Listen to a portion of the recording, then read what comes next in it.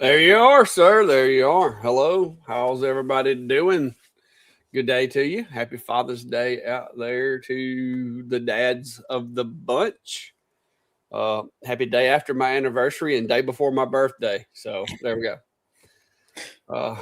So all those good things. Just stacking them up there, huh? Yeah. Yep. I figure might as well, Makes it easier when you're planning vacations and stuff. You can do like your birthday, anniversary stuff together. So, yeah. Yeah, that's how most people view it. Yeah. It just makes it easier. Tell that to all the kids with December birthdays. My wife's birthday's on Christmas Day. So, there's that. It's got to be the worst. Yeah, her birthday. She shares her birthday with Jesus. Well, I mean, there's that, but then it's never your special day. Big deal about you. Yeah, nobody ever remembers it's her birthday. They're like, "Oh, Merry Christmas," and then they're like, "Wasn't yesterday your birthday?" And she's like, "Yeah, it was." So, yeah, it is. It is what it is. But happy whatever day today. I mean, every day's a happy day. So, or at least it should be. And it's summer solstice. Yeah. And yesterday was since being married. Yesterday was 29 years. Yes, 29. Because today this is 2026. Yeah, so yesterday was being officially married was 29 years. Dating wise, we're at like 33. 33 since 1993. So yeah, it's been a while. So there you go. That math's not my strong suit, but I do remember those most of the time. We had like I said, we dated for 2 years, got engaged for 2 years, and then got married. So we started in 1993. Got engaged in 95, which was when she graduated school or shortly thereafter, I think it was. And then got married in 97. So, yeah. Now, Robbie, my oldest daughter came by and paid a visit. So, Brandy's probably going to miss the first part of the live. So, I think I'm free as long as she don't go back and watch the replay. I was going to say, I was wondering if she was fact checking you. No, my oldest daughter recently stepped out and kind of moved out to do her own thing. And so, she came by tonight to have supper with us and kind of visit. So that's why I was running a little bit shy getting here. I was almost down to the wire, but luckily everything's already set up and ready to go. So I had to step away to come hang out with you guys tonight because we are on episode 185 and we can't start messing that up now. I mean, we've been consistent to this point forward, so don't want to mess that up. Well, I was here ready to hit that button if I needed to. So no, I was coming. I started to shoot you a text, but I was like, "Heck, I'm right here." I was on the front porch of the house, so it's not like I'm too far away. Yeah. So, what you been up to today? Over there, staying cool with your air conditioner, you said. Yeah, it hasn't been that hot here. It did get up. I think my outdoor thermometer peaked at 80, so we've had a nice string of mild weather, and it literally was the day after I bought an air conditioner for the shop here. So, I mean, it's been working, but it hasn't had to work too hard. But I did have it on today a little bit because I was moving some things in and out and it was getting a little warm and some humidity, but it got down to 66 in here and chilly. So I turned it off just under the fan mode. But yeah, I've been, I don't know. It's been kind of a mixed weekend of doing a little relaxing, a little bit of working, a little bit of home stuff. I don't know. It's just a little, I feel like I've been squirreling today, just from one thing to the other to the next. But Sometimes it's that way. You get too many tabs open, so to speak, and you got a lot going on. them I've been too. having that. So I got my first video out with the laser pecker. I think the next video is probably going to be some tumblers or something. But I'm not in a hurry for that one because it's going to be a while. And of course, me and you both, I know, have been testing that. I did get the Omni X back to working, and like you said, it's not exact. Like if I make a 50 millimeter circle, it's not exactly 50 millimeters. But for what I use the machine for, it's functional. So I'm happy about that because, instead of 5, now I have a 12 watt. But I do have another machine that's supposed to be here this coming up week that I'll be testing that has UV capability as well as MOPA capability, as well as blue laser capability, as well as a bunch of other capabilities. So it's supposed to be coming in this coming up week. We'll see. And if that's the case, then it may change again. What sits right there, so I don't know yet. I am still happy with the G Week or G Wake or however the heck you want to say it. I've been using it a good bit on some projects that I needed a blue laser for, because I had the X Tool sent me the F1 Ultra when it came out. But when the F2 Ultra came out during that little sabbatical to where they forgot who I was. And so I never got that one. So this is the most high powered Galvo blue laser that I've had in the shop. And so far I'm really enjoying it. It's worked really well. So, but then when I get this new one in, it could give this one a run for its money. We'll see how that goes. So Steve's no, not necessarily now. Steve's got some cool toys over there too. So what you got going on? I know there's one machine that you got in recently that I think it's time that you let the cat out of the bag. Yeah. So I got to get through that thing first. That's the Creality A1C. It's not a blood glucose level meter. It's a laser. So yeah, that little they have options are 5 watt or 10 watt blue diode, and then you can get a 1.2 watt IR module with it. So it's a beginner laser. I think it's priced at a beginner laser. If you're one of those people that does the TikTok stuff, I think they even have a deal on it, an entry level 5 watt for like $199. So this is a basic laser, but testing out to see if it, what it does for someone that's a new beginner. It's got some cool features. There's a camera, lifting bed platform. I think it's got about a 6-inch square working area, give or take. Yeah, it's it's right around 150 inches on the Z. I think it's like 148. Yeah. It's not quite 150. Yeah. So I mean, for someone doing small projects and such, wanting to get into it, so far it's performing all right. But I do have, and I just got all the boxes for so the Onefinity that's currently storing the IKEA Master. I've got the Gen 2 Elite in boxes with the Redline controller and the Redline spindle. So I need to figure out the process to clear that one off the bench, get the machine off there, and get the new one assembled. Get it configured with the spindle, get it configured with the Redline controller, and give that one a run for it. So that'll be a nice upgrade, because I had been looking at doing an aftermarket spindle upgrade on this, doing like a drag chain upgrade on it, some things like that, and a lot of the things they've kind of addressed in their newer models. So it'll be nice to update that one. I got this one originally as a woodworker back shortly after they launched it, so back in like 2020, then updated it to the wider journeyman, but it's still the old original build Botics, running the Makita spindle and such.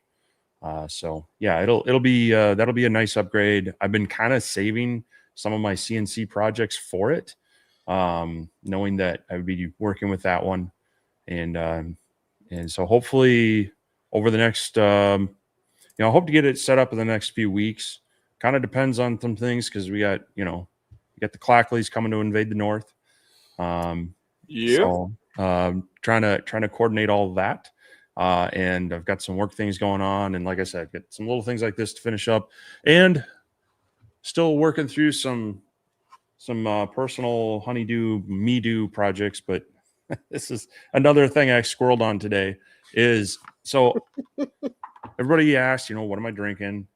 And so usually it's water, but I do use some of the water flavorings. And so a lot of times it's just the orange Mio, but Rich over at Louisiana Hobby Guy kind of turned me on to this stuff, the Stir Real Fruit. These are more natural flavors and everything on it. And so between my wife and I, we get a bunch of these. These are just a couple I was playing with. And so I'm going to hang this. We've got a spot kind of by the sink that a couple command strips will hold this up. And kind of a cool Velcro is great for stuff like that. Kind of a cool thing with the True Flat. If you lightly engrave it, it just kind of roughens the finish, and it'll give you kind of that white look to it instead of the dark. So here's the test grid on it. You can kind of get both, through into the MDF and get that dark look, or up here you're just getting that. Did you do that with a blue or CO2, or what'd you do it with? Yeah, that was with the alien cell. That was with the 40 watt diode. It was about running at 600 millimeters a second, and 30% power did that. Cool. So yeah, playing around with a few things like that, trying to not squirrel too much. Yeah. But yeah, some things going on for sure. But yeah, check out I put a post out on my Facebook page and the group. I need to go back. I'll probably add one on my community one. We're trying to get the word out that, David is planning to be coming up, be here in 2 weeks, hopefully to be doing the live stream from here. But then that Monday afternoon, I'm trying to find a place and time. We do have a link for RSVPing out there. And we're going to be doing a meetup here in southern Minnesota, Mankato area. And I think right now we already have about 18 people interested. So it's gone from finding a picnic table or a bar table somewhere to I'm trying to find a good place. We actually need a real space now. Yeah, we might need a real space for that. So that's shocking. Looking forward to that. And also I'm making my list of hard to ship items that we're going to be giving away some door prizes here, some equipment that I'm not using that we've done some reviews and some projects with, and help me get things out of the way. So there will be some fun door prizes, definitely some diode lasers, maybe a Galvo fiber laser, maybe even a CNC router. So there might be a nice little mix of things to for people to take home. So I know it's a little tough on a Monday. We're going to try to do it, mid to late afternoon. So hopefully most people that are if you do have reasonable distance can come. Yeah, if you do have to take off work or something, hopefully it'll be in the afternoon. It'll be easier, but we're having to work with the schedule that we're given, and I'm having to work with Brandy's schedule as far as getting up there, turning around, getting back. I am dragging the family along for a family vacation as we do this, so I don't want to take too much away from that. You talking about the projects you've been working on? I want to show you something. This will be one of my first attempts at this, but I created my youngest daughter. Of course, she got promoted up in the bedroom selection, so she's moved into a new bedroom, and she wants a shelf to go in the corner of her room. Well, I happen to have a sheet of 1/2-inch ply in here in the shop, and of course, I got a bunch of other wood and stuff like that too. So I created this today in Fusion. So I've got I can take the right wall off of it. So everything is kind of notched and slotted and so forth. So it's going to kind of go together like some IKEA furniture or something, sort of. But it's basically just a lightweight shelf so she can display some of her figurines and dolls and stuff like that she has. She's also into, like bugs and so forth. So she's got some pinned bugs. So I kind of drew this up, and I never really drew anything up for a CNC project in Fusion. So this is my very first attempt at that. I still ain't sure I like the way I've got this rounded. I may go back and take this chamfer here off and kind of round that in. I don't know yet. It's a work in progress. But yeah, so that's what I've got. That's what I've got going so far. This is, like I said, my very first furniture design that I've done in Fusion. Usually I'm doing 3D prints. This is the first time I've actually done a CNC project and laid out the stuff in the CNC project. So yeah, I've shown snippets of it before, but I'm a very visual person, and so I do a lot of my design work in SketchUp in 3D, which also makes it nice that I can give people a visual of like this is what it's looking like, yeah, without having to like physically build it and such. And so actually, when I was working on this today, I just turned screen cap on, and I'll probably speed it up and just kind of talk through it real briefly, but figuring put a quick video together on that. I've done similar things to this before, so I'm probably not going to do as in-depth a video because, Facebook comment land has told me that sometimes I go overboard on that. So we're going to try this with a little bit faster project and show kind of my kind of a sped up version of my design process on that. But yeah, for some people, that's being able to see it in 3D in the software really kind of helps. And I'm going to go ahead and put a link to that's not it. The sign up for the meetup. If I can grab the right link. I love how Facebook messes up links. So yeah, if you are interested in coming to see us on the afternoon of July 6th, I do ask that you maybe just sign up. It's basically just your name, email, address, and like number of people coming with you. That way, as I figure out where it's going to be, or if there's any last minute changes, I've got a list of people that I can, I can at least send you an email out and saying, all right, here's the final details. So go ahead and hit that up.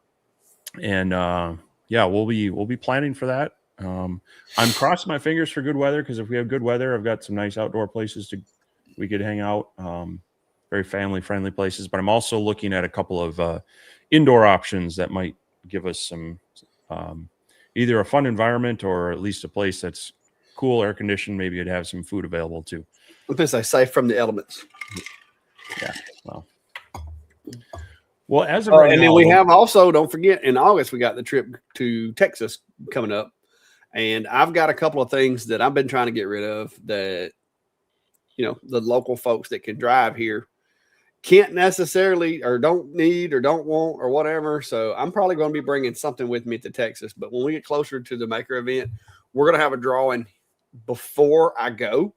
Like if you're going to be there, you can enter the drawing if you're going to be there, but you got to be there to pick it up from me at the event. But so what we'll probably end up doing is I'm going to have a drawing before the drive over. That way you guys are the ones that are in the drawing and not a bunch of people that we've never met before.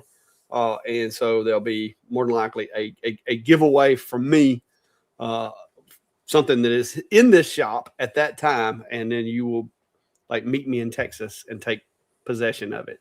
If you're able. If you're not going to be able to be there, then, don't enter because that's the way that the exchange is going to take place. Because some of this stuff you either have to, you can't disassemble it and put it in a box and ship it back. We get a lot of things that it's just not feasible to do that. And I hate that because it'd be nice, but it's just, without paying hundreds and hundreds of dollars for freight and putting it in a box the size of a couch, there's just not a way to ship some of this stuff. So.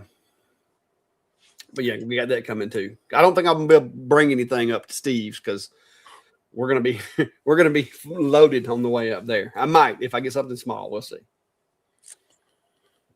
Well, don't worry. I've been going through the shop and looking at things that are around that can get better use by someone else. So. Yeah, I saw some comments in here. I'm trying to go through them. So if you do have a comment or question, be sure to drop those in there. I'm trying to go through them now. I've been doing some other stuff here. Let's see. But yeah, other than that, like I said, it's been pretty quiet around here. It's been busy though. I've got to do this Creality machine. I've been playing with it. It's a little different. like I said, it's smaller. It's the first time I've seen a small machine like that with a Z bed that raised and lowered. Mhm. Usually, if anything, the module comes down. Greg SDL Woodworking said hello from New Orleans. He must be traveling because I know he doesn't live in New Orleans, so he must be on the road. Norbert's asking both of us, how do you store your sheet goods? Do you store them flat or on edge? And do you use any storage solutions for that? Generally, when possible, I try to store them flat. But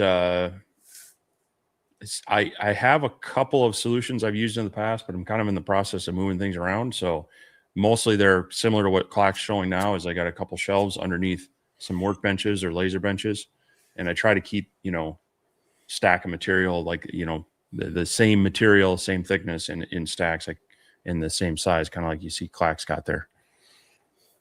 Yeah, that's the way I break it down. These bigger sheets are for this enclosure because it's bigger. The pre-finished is up top. The non-pre-finished is in the bottom. So depending on the project or the layer, whatever, I may not want to have finish. And then you got smaller sheets of pre-finished for the square machines and like the alien cell and stuff, and then smaller sheets of the non-finished over there. And then I have some really small. Hang on, if I can get it where you can see it. My really small pieces are stored over there on that shelf. Those are like, I think they're about 10 by 10 little squares that I keep cut for some of the really small machines and to use for, spoil boards on some of the engraving and stuff like that. So I've got quite a bit of plywood just sitting there. And then, of course, the really big stuff, the 1/2 inch and the 3/4 typically just stays propped up against that wall, but y'all never see that wall. So that's where the 1/2 inch sheet, I got a 1/2 inch and 3/4 full sheets stacked up right there.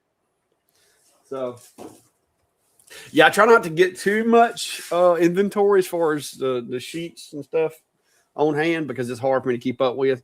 I do have my kiln outside that I've got a dehumidifier that stays running in there. That's where I keep my pine panels for the stove covers.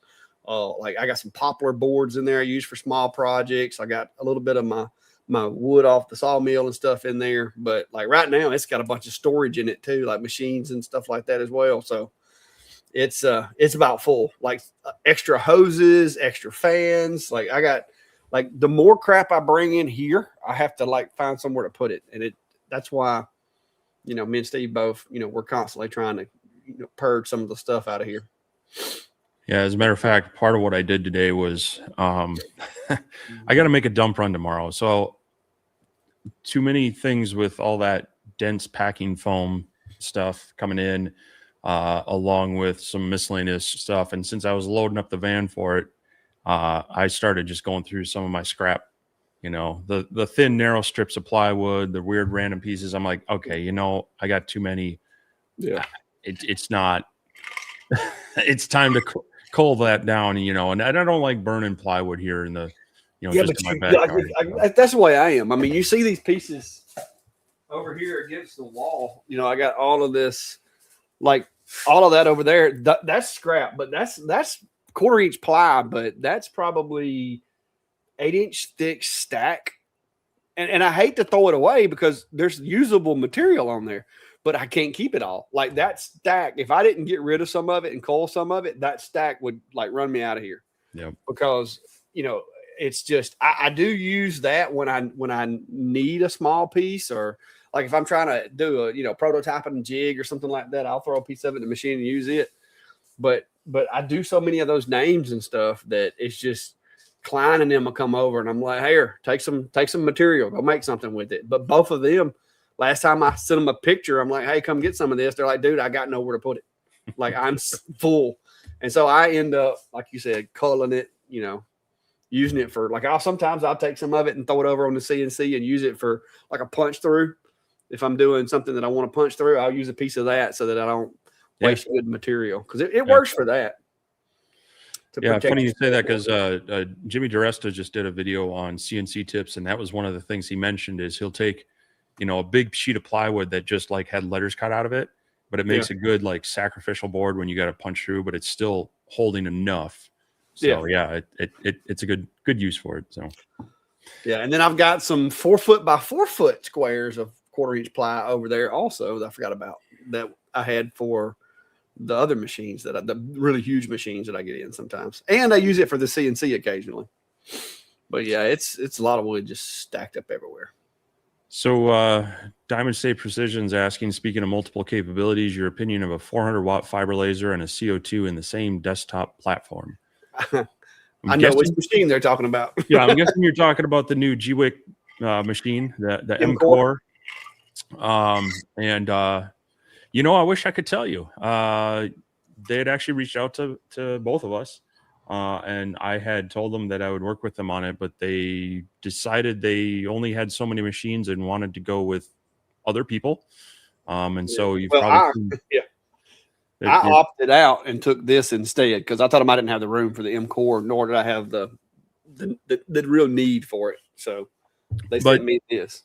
But so it has about the same working area as a X-Tool P3, but a little more power on the CO2 range. And but then they do have the 400-watt fiber. Now, I will say that if you want to get the most out of that 400-watt fiber, you are going to be having to add a pretty high-end or high-capacity air compressor and or bottles of, you know, like oxygen and other gases. So it's getting rapidly out of the hobbyist realm, you know, unless you just have that kind of money for your hobbies. But as far as a combination machine, I think those are two types of cutting that for the most part would mix well. Now you are going to have, like, if you're cutting through metal, you got to keep in mind that's a little bit dirty and dusty in its own right.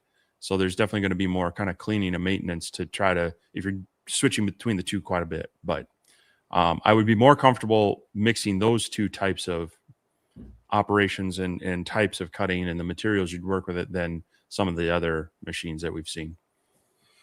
Yeah, and one of the reasons why I passed on the machine is because I don't do a lot of metal.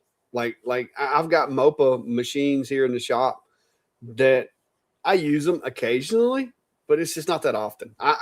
And my thing is metal is not what I got into, and so that's not really my core audience. Like my customer base is not really metal. Now I had somebody last week ask me if I could cut out a metal sign, so I may have missed a little bit of money on that, but it's just not something I lean into because it's like me and Steve were talking about. Scraps will stack up. And if I start cutting metal, now I got metal scraps and I can't just go out and burn that. I've got to take that somewhere to a recycler and I've got to, like, you know, haul it to them and show your ID and all this kind of stuff around here to get rid of it. And it's just, and even if you cut it out, like if you cut metal, it's not like cutting wood to where you can sand it with sandpaper necessarily. I mean, you there may be, like, you're gonna have to grind the edges, smooth the edges out. And then a lot of metals, once you cut it with high heat like that, because I've got a welder, plasma cutter, I've got oxygen acetylene torches, I've got, you know, I can cut metal, but like some metals and stuff too, after you cut it like that, even though it might be stainless, it will start, some of it can start rusting because of the heat and all that. And that's just not something I want to get into. I mean, as cool as it sounds, it's just not, metal's not something I want to do in here. All right. Like I have people call me all the time. Hey, I broke this on my tractor. Can I bring it by there and you weld it back for me? And like my welder is buried in that red box over behind that ladder and it's got stuff all over it. I just don't fool with it no more. If my stuff breaks, I'll weld it, but I can't do it inside the shop because one of those little sparks wants to roll underneath something and find a little puddle of saw shavings that I didn't get cleaned up really good. It could lead to bad things. And so I just prefer not to have that in here. If I get me another shop later on and I can build me like a room that, you know, I can not worry about sparks setting stuff on fire, I do want to get me a plasma cutter or, you know, some type of metal cutting machine. But I need a space for that. I don't want to try to slang it in here with all this other stuff I got going on. It just doesn't fit for me. Because like I said, I grew up in a garage. My daddy, we did welding and cutting and fabrication and stuff like that in the shop, and I've seen stuff catch on fire because you splattered a little steel and didn't realize it or whatever. And I don't want that in my shop. It's just not right now. So my thought with that machine is that would help contain a lot of that, and would be one of the few ways that I would be able to introduce a metal cutting machine into this shop. So, Yeah, you still got to clean it up afterwards, though. Well, right, but it shouldn't be. It's not like a plasma torch that's, you got a water bed or you're flinging it that much. So and like you said, it would hopefully be a dual purpose machine that would give me the capability of doing some light metal for the people that wanted it, but knowing that I didn't want a purposely built machine for it, that hopefully it would do both well enough that it would be able to take it on. Now, keep that in mind that 400 watt fiber is still kind of limited to about at most 1/8" cold or carbon steel and thinner on other metals. So you're not doing heavy duty metal work with this. This is more the people that want a sign out of 1/8" something or other. Yeah. So, yeah, like I said, it's not my thing right now. And if I had a dedicated space for metal to where I could clamp it down and grind it and do all those things, then maybe. And secondly is I just don't see how I'm going to make that much more money doing that. You know what I mean?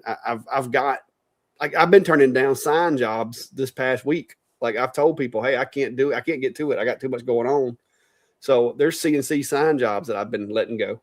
And the reason is because I got like Klein and Bill both, I've told both of them to learn how to use the CNCs so that they can take some of these jobs. And right now I got nobody, that I can send CNC work to. I can send laser work to people, but I can't send CNC work to them. So I've turned down 2 sign jobs for farms this week where they wanted a wooden sign done for their farm or whatever. So until it gets to where I don't have I can't find work, I don't think I need to add machines or add capabilities. Let's put it that way. We'll stay in my little wooden engraving sandbox for now. Rob Wilson's asking, hey, gents, question about the F2. I ruined a Yeti because the image was mirrored. This is my first time using the rotary. Is that normal? If you put the rotary in there backwards, it is. Yes. Yeah, it happens. And depending on what software you're using too. I mean, if were you using Lightburn or were you using Xtool software? Because it usually shows you, it has a little illustration like showing you put the rotary like this. So, yeah, it can happen if you have the rotary backwards. I don't remember. I thought maybe at one point there was maybe a bug in a certain version that was messing them up as well. But I would, if it's your first time doing it, I wouldn't jump right to a Yeti. I don't like doing Yetis anyway.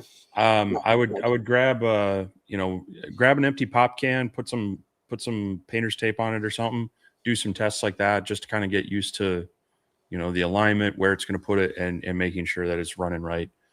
Because sometimes you'll notice you got it in there backwards or you forgot to check a button or something like that. So kind of sucks to ruin a big material like that. But I usually, even a 1-inch dowel in a chuck will, you can do some basic small stuff and get that tested out. But generally it's because it's just facing the wrong way. Yep.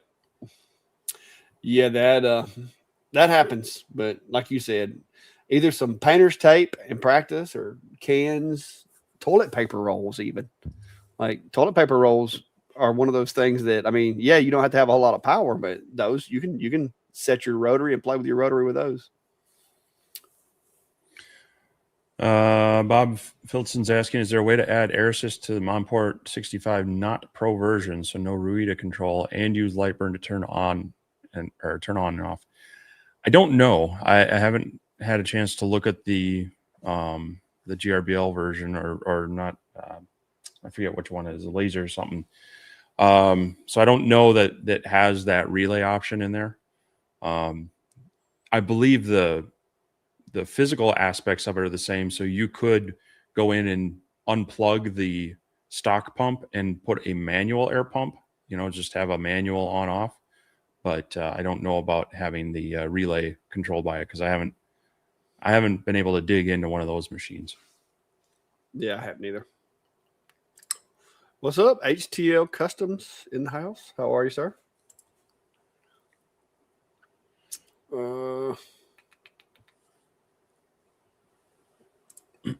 Greg saying, I hope you use my affiliate link for that Onefinity. Nope. That was I think it was Stone that reached out to me. So yeah. There was no affiliate link. What's 5% of nothing? Yeah. AGT Restorer is asking, how's the show? So yesterday I was at the Rockler woodworking store in Burnsville, Minnesota. They were doing a celebrate local woodworking. They had the Southern Twin Cities CNC group there. They had the scroll sawing group there. They had the Minnesota Woodworkers Guild there showing some things. They had some bowl turning demonstrations, and then another creator showing the Tormek tool sharpening and such. And so they had invited a friend of mine who is a content creator that works with them. He's Mark with Gunflint Designs. He said they were asking him to come up and asked if I wanted to ride along. I said, sure, be fun. And so went up there, hung out for a few hours and talked with some people and looked around the store and resisted buying a bunch of stuff and, and came back home. They actually were, so that's the store that handles all the returns from the online. I think I've mentioned that before. And they were doing kind of a blowout sale this weekend, like 75% off the prices on those things. So they're already discounted. And it was pretty well picked over. But there were some of those, what is it? That kind of like drill adapter that you got that kind of the drill guide. Yeah, the drill guide. They had a few of those there. I was tempted to pick one up, but hey, it's pretty handy. Like I don't have a drill press and I don't have room for one, but the little things that I need to to make sure I'm straight up and down with, it works great. I love mine. So no, it was a good time. It's fun talking with some people up there and seeing people come in and check out the store. Yep. Well, look who it is. Mr. Eric from over at Valley Forged. How are you, sir? And of course, we got the man, the myth, the legend, Jack in the shop, in the house. Yeah, and Jack's the one that taught me into making that thing. Mine's not powered up because I don't have an extra USB plug over there, but it does have lights in it. I just don't have it powered up right now. Oh, trying to get a little caught up here, but yeah, Diamond State was saying it's on my radar. I was just wondering what type of maintenance, cutting, and engraving metal will have on a CO2 system and vice versa. I mean, like I said, I can't speak to that because I've never had a laser that would cut metal, but I've done lots of grinding and stuff like that in my shop before, and I said, it's going to, especially if you're running that kind of air pressure through it and it's cutting metal, it's going to create some particulates, some metal particulates. Maybe it, contains all of it, though. But metal dust is no joke. First couple of times I went and had an MRI done, and they were like, have you done this and done that and done this and done that? And I'm like, oh, my gosh, because I had just done a welding job like the weekend before. And I'm like, please tell me I didn't like inhale a bunch of metal dust and it's fixing to like rip me apart when I go in his MRI. I was paranoid. It's like, be careful with that. Yeah.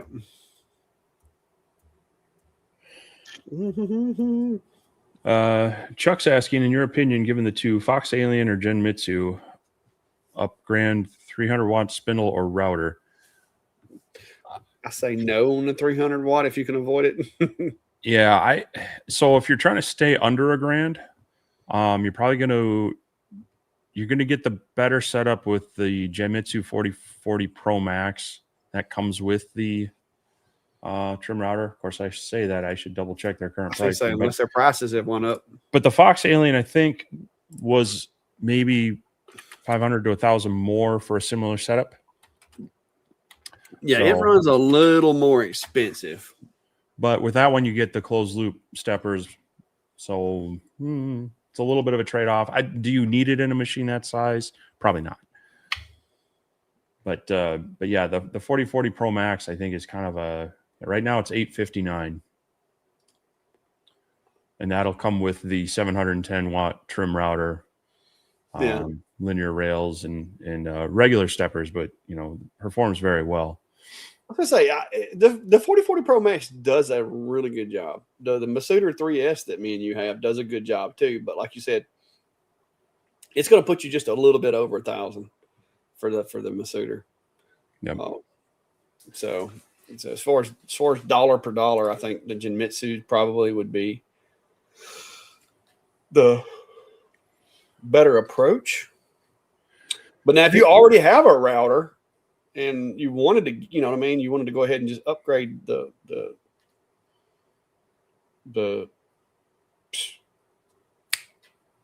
orange one. if you want to go ahead and just do the upgrade right out of the box, I think doesn't it come with the trim router adapter on the Masuda? I think it comes with the 65 millimeter mount. So I think if you have a compatible router already, then that might be a variable also. Yeah. Fox Alien. I don't know why I went blank. It's Nat is still in my shop. Oh, I got you.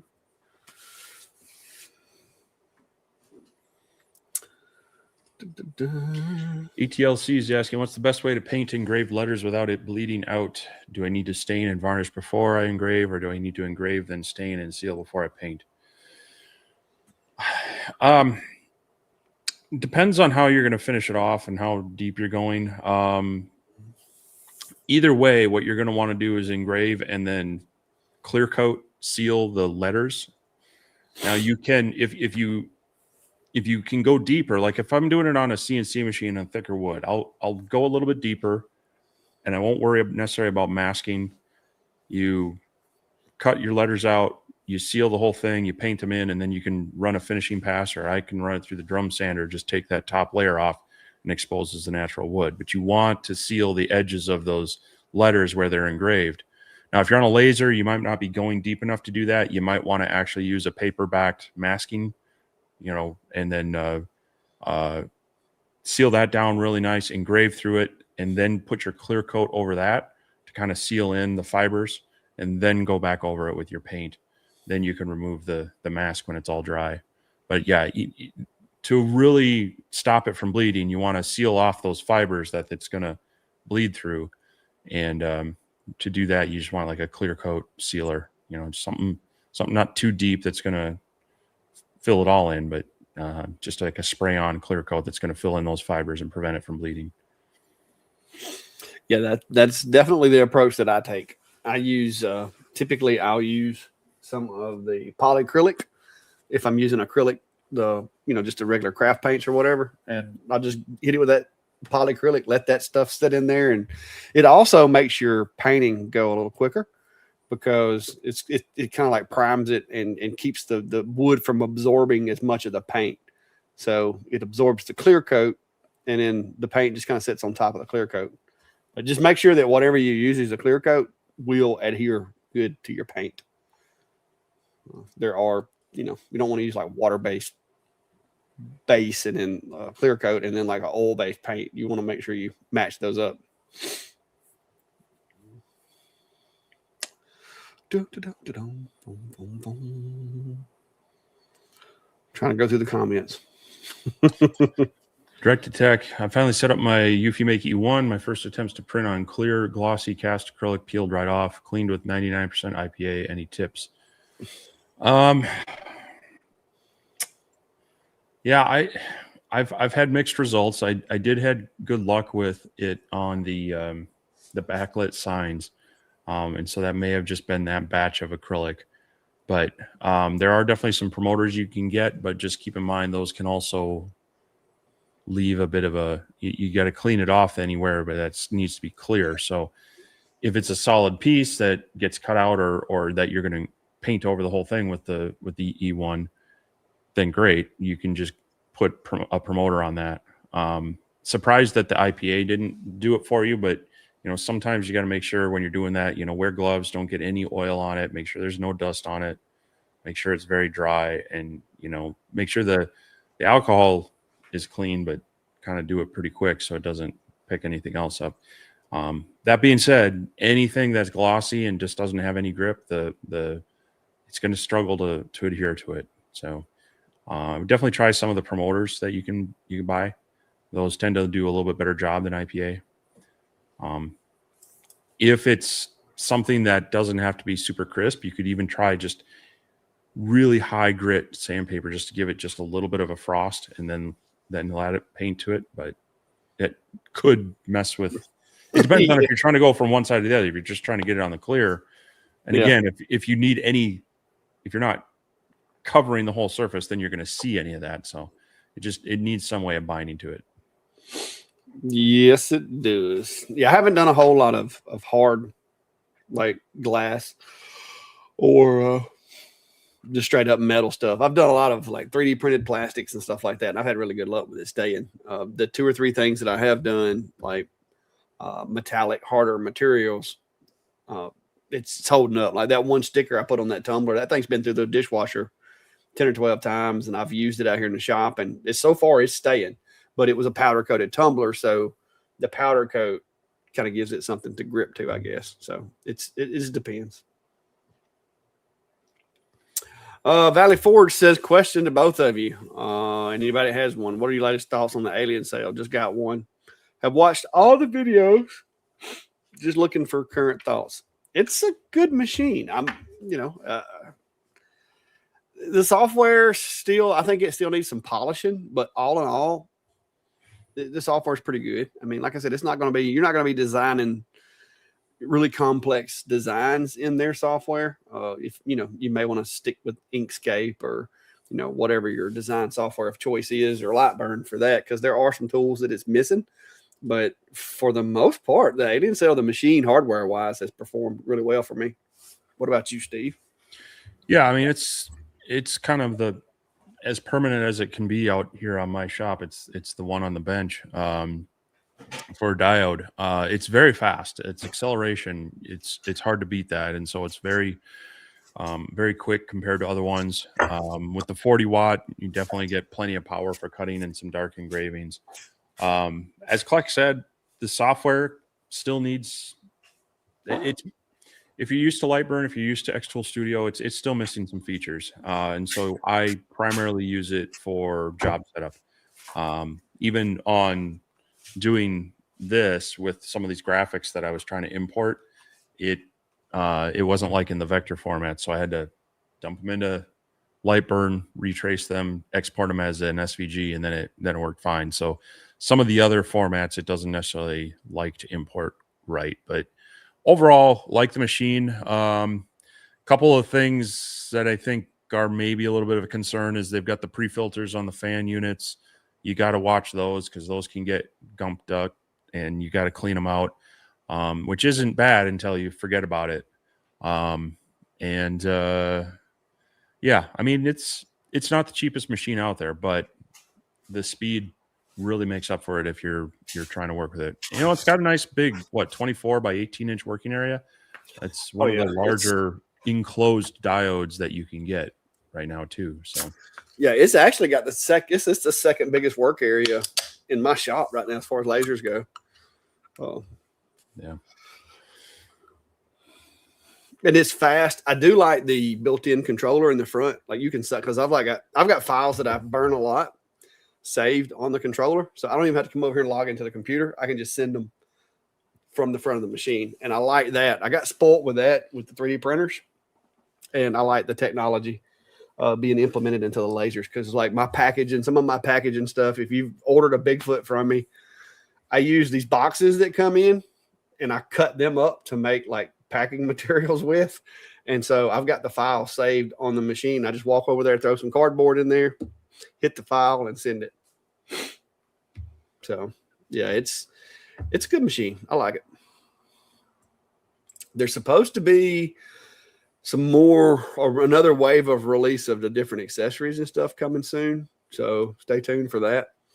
I don't know if I can disclose everything, but I know there's some stuff coming out.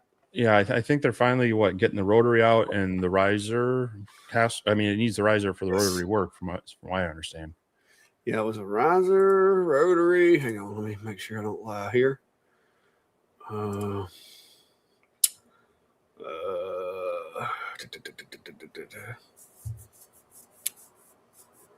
Yeah.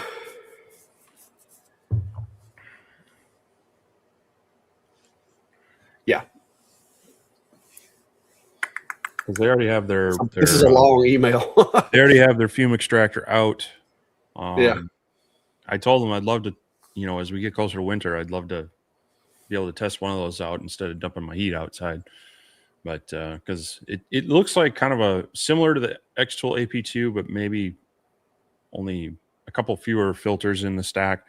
It's not necessarily the thing you want to run in a production environment, but if you're using it occasionally or for smaller jobs, it definitely can help keep the air inside your shop a little more, a little less escaping and doing okay on the filtering. At least my experience with the AP2. Now, you get it on heavy cutting, it's going to probably struggle over time too. It's going to get clogged up faster. Yep. But yeah, so far I've been using it for a lot of the odd jobs and such, and enjoying it. Oh yeah, mine's actually it's on my main line up here, and like I said, I haven't found another machine that I want to replace it with.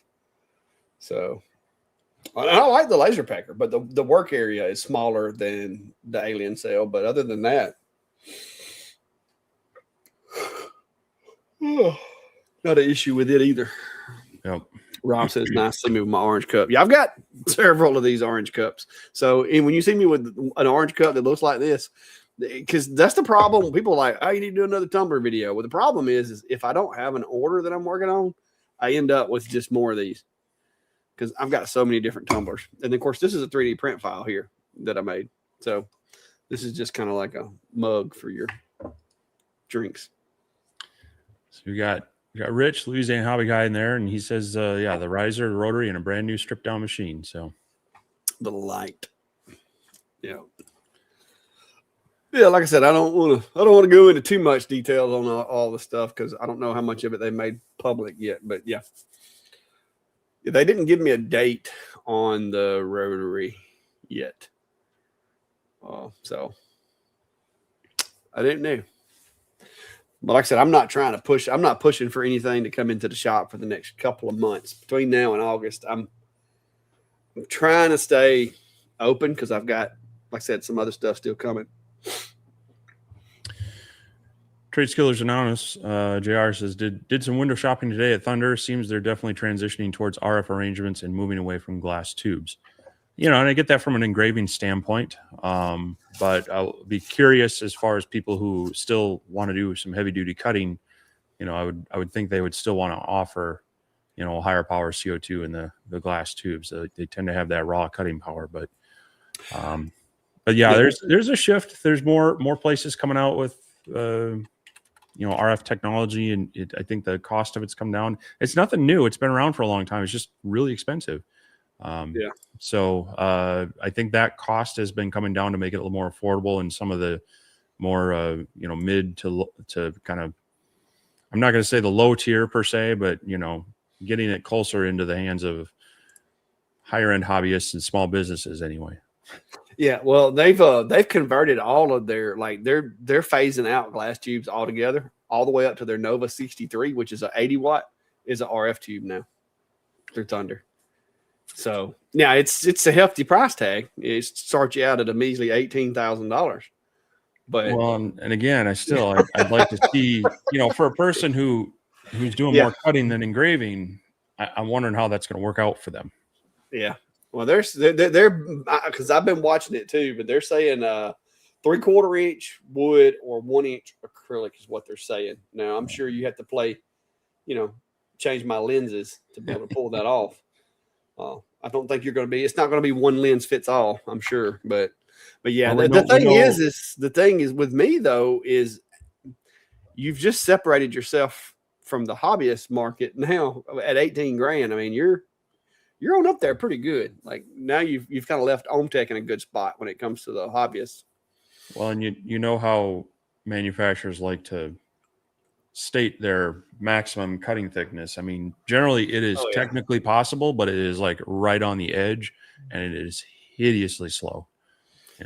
So that's, most of my videos, I'll run through some of the tests and say, yeah, sure, maybe under these special circumstances that can happen, but realistically, this is what I find is safe and reliable cutting. So, and it's usually about 2/3 to 3/4 of the thickness they state on typical materials, because a lot of times those are just ideal. Well, and it's perfect. Material. It's perfect storm settings too. If you got a knot or a glue pocket or whatever, it may not work. So like I said, I've been seeing that too, because like they have been purging a lot of their machines and going to just the RF tubes. But like I said, and I get it for a lot of people, but I don't know. Me personally, I don't know that I want to. If I can do the job with a $5,000 laser, I don't know that I want to spend 18. You know what I mean? I just don't know that it's. I don't know that I'm there. Which I guess I'm not their audience either for those machines. Just like Epilogue, I'm not really Epilogue's. I'm not one of their customers. They don't want me as a customer. So I wonder what that means for like One Laser, because I know they've had both their RF and their One Laser. Most of their machines are tubed machines now, but they have their One Laser RF series too. So I think they're getting the tubes that were on the shelves or whatever, from what I can see. And I've also saw that One Laser is now being sold by SaneSmart. If you go to SaneSmart's website, they list One Laser as their lasers. So it's right there beside the Genmitsu 4040 Pro Max is a One Laser. So there's some moving parts going on over there. Yeah. But we'll see. Like I said, right now I don't have a need for anything bigger. I could use it, but I don't have a need for it to where I'm wanting to spend a bunch of money at the moment. iSports Store is saying, I have a WeCreate 45 Pro. I would like to use Lightburn wireless. Can this be done? Unfortunately, not natively. Lightburn doesn't like to work with wireless setups. You can sometimes use like a COM port over IP adapter to make it think it's one, but no, not natively. You'd have to stick with their software to do it that way. Yeah, the Ortur Laser Master 3 worked really well across Wi-Fi, but that's the only Lightburn Wi-Fi operated machine I've ever had in the shop that was dependable. Like, it worked good. I don't know where that technology went, if they just lost it, quit using it, or what, but the LM3 worked excellent across Wi-Fi. And I don't know if they're the same, but back in the day, Lightburn's stance was they felt that practice was dangerous because they wanted you to be in kind of direct connection and in the vicinity of the laser. They were concerned about people operating them from, further away. And so they didn't necessarily like to support it back then. I don't know if they've changed since then. Rob saying no, X-Tool software, XCS rotary was on the right and preview showed good. Got me then, unless you got the wrong pigtail or wires or something. There is a button in the image that you can mirror it in the software, but I've never had one that was set up correctly run reverse on me. So I don't know. I've never had that happen. I'm not saying it can't happen. It could, but I've never had it happen. Yeah, Jack's talking about a water jet. I wouldn't mind having a water jet, but the thing about those things is they are extremely expensive.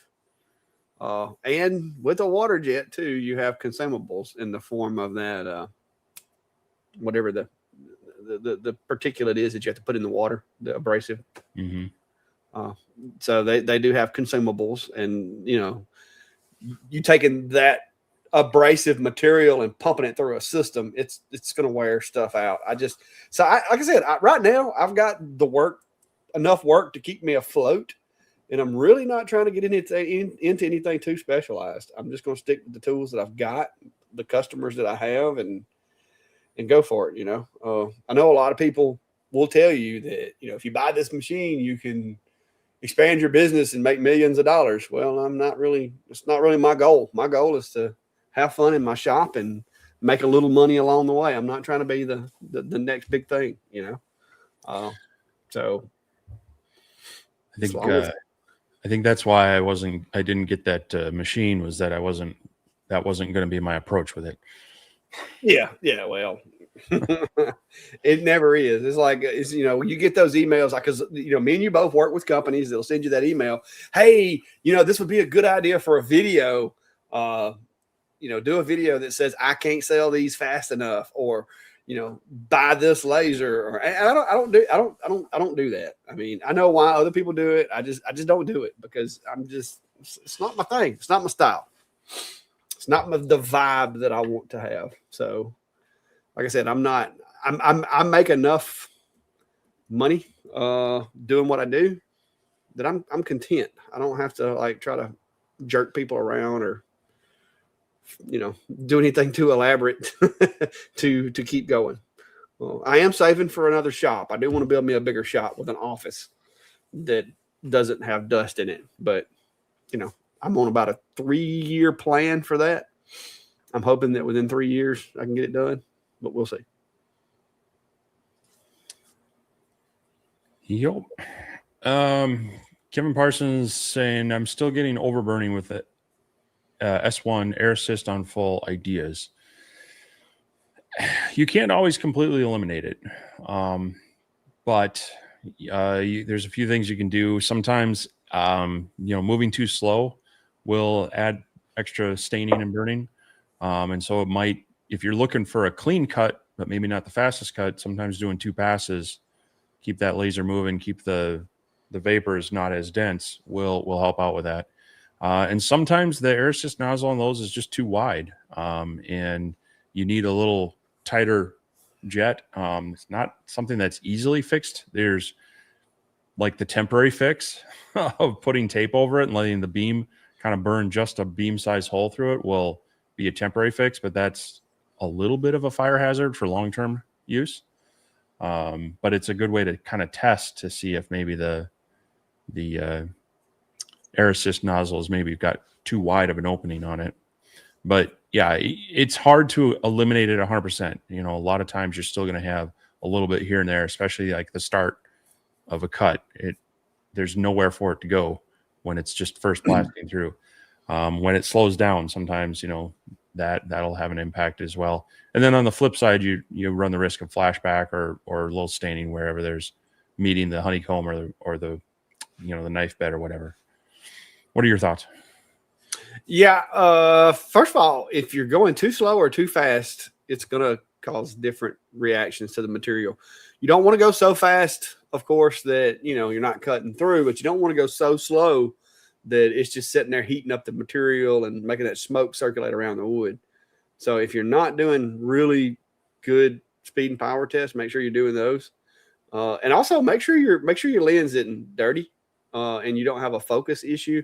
Because if your lens is dirty or if your lens is chipped and you're not exactly focused, you can still be cutting, but you can also be generating excess heat in the cut because it's not perfectly focused and lead to more smoke, i.e. more staining. So I would check those things too, just to make sure. Because, I mean, a dirty lens you wouldn't think it would, but it can disrupt the beam enough to make it generate a little bit more smoke than what it normally would. Don's asking, what do you guys think of the X-Tool M2? I just ordered one. I would relate the X-Tool M2 as kind of like a good step up from the original D1 machine. It's enclosed. It has multiple positioning features. The print head not a big selling point for myself. I had their M1 Ultra, which has a similar style. It was just it didn't have the black, so it had to mix all the inks to do colors on there. And I think the issue you're probably going to run into is the ink color is going to be highly dependent on the base you're printing it on. So if you're printing on wood, you know, if it's really, if it's a loose grain, if it's not, you know, maybe even finished beforehand, it's going to soak in, and that's going to dull those colors. And if it's really porous, like a pine or something, it could even bleed a little bit. But I don't know. I think it's probably a decent like beginner laser, or someone who's just really looking for that kind of craft room, occasional laser kind of thing. If you want to do a lot of engraving, I think it's been great. But I don't believe they really gave people good options for a lot of cutting, because I haven't seen like a good cutting plate for it. I don't think there's room for honeycomb. So, you know, it's not my cup of tea, because I've kind of I do a lot of cutting, and you know, I wanted bigger space, but I can see it being kind of if you were using a D1, or if you're the type of person who was looking at a D1 before, of just doing a lot of engraving, I think, yeah, it's probably a decent option then. Yeah, I think it's going to be as good as a 10-watt diode can be. I mean, you know, it's not going to be a powerhouse. They did kind of seem to me they're targeting more the crafter than they are the woodworker with that machine. Somebody that's doing like heavy card stock, paper, stuff like that. Because little known fact, with your laser, and a lot of times with these smaller machines, I get into it, but with your lasers, you can engrave paper. Like this is basically just real thick craft paper, like you would use to make like cards and stuff like that with.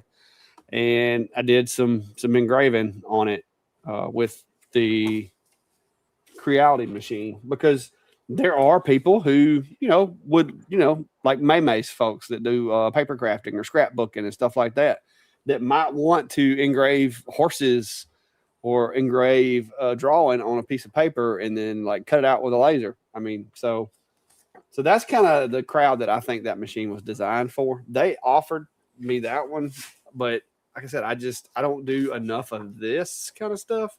I just didn't feel like it was. I just didn't want to try to work it in with everything else I had going on, because I think like you could make a cool card with it if you were doing like this heavy stock paper and stuff. But I do more wood. You know what I mean? I'm not doing paper as much.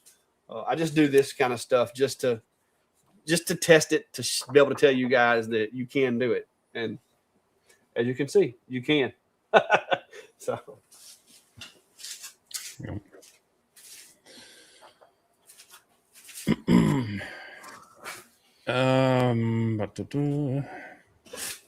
Trade Skiller Nana is asking me, on a scale of 1 to 10, 10 being best, how do you feel about X-Tool P3? It depends. I mean, yeah, it's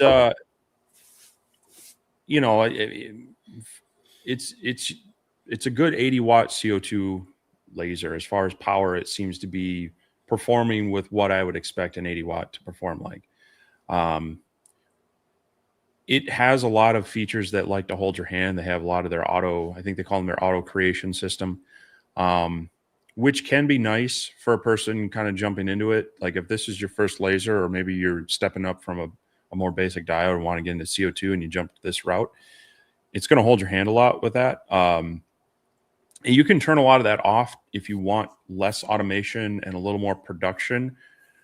But I think X-Tool throttles their equipment for end user success versus straight performance. And so I think from if you're the type who has, jigged up things that you're going to be cutting a bunch of them one after the other, and you're not customizing each one, it might not be the machine for you. And if you really have a good setup for doing rotary work, I think there are other machines that are going to go faster than this one. But if you want to do a lot of kind of one-off creating, I think it does have some features that maybe help you be a little more successful with the randomness and the one-off stuff.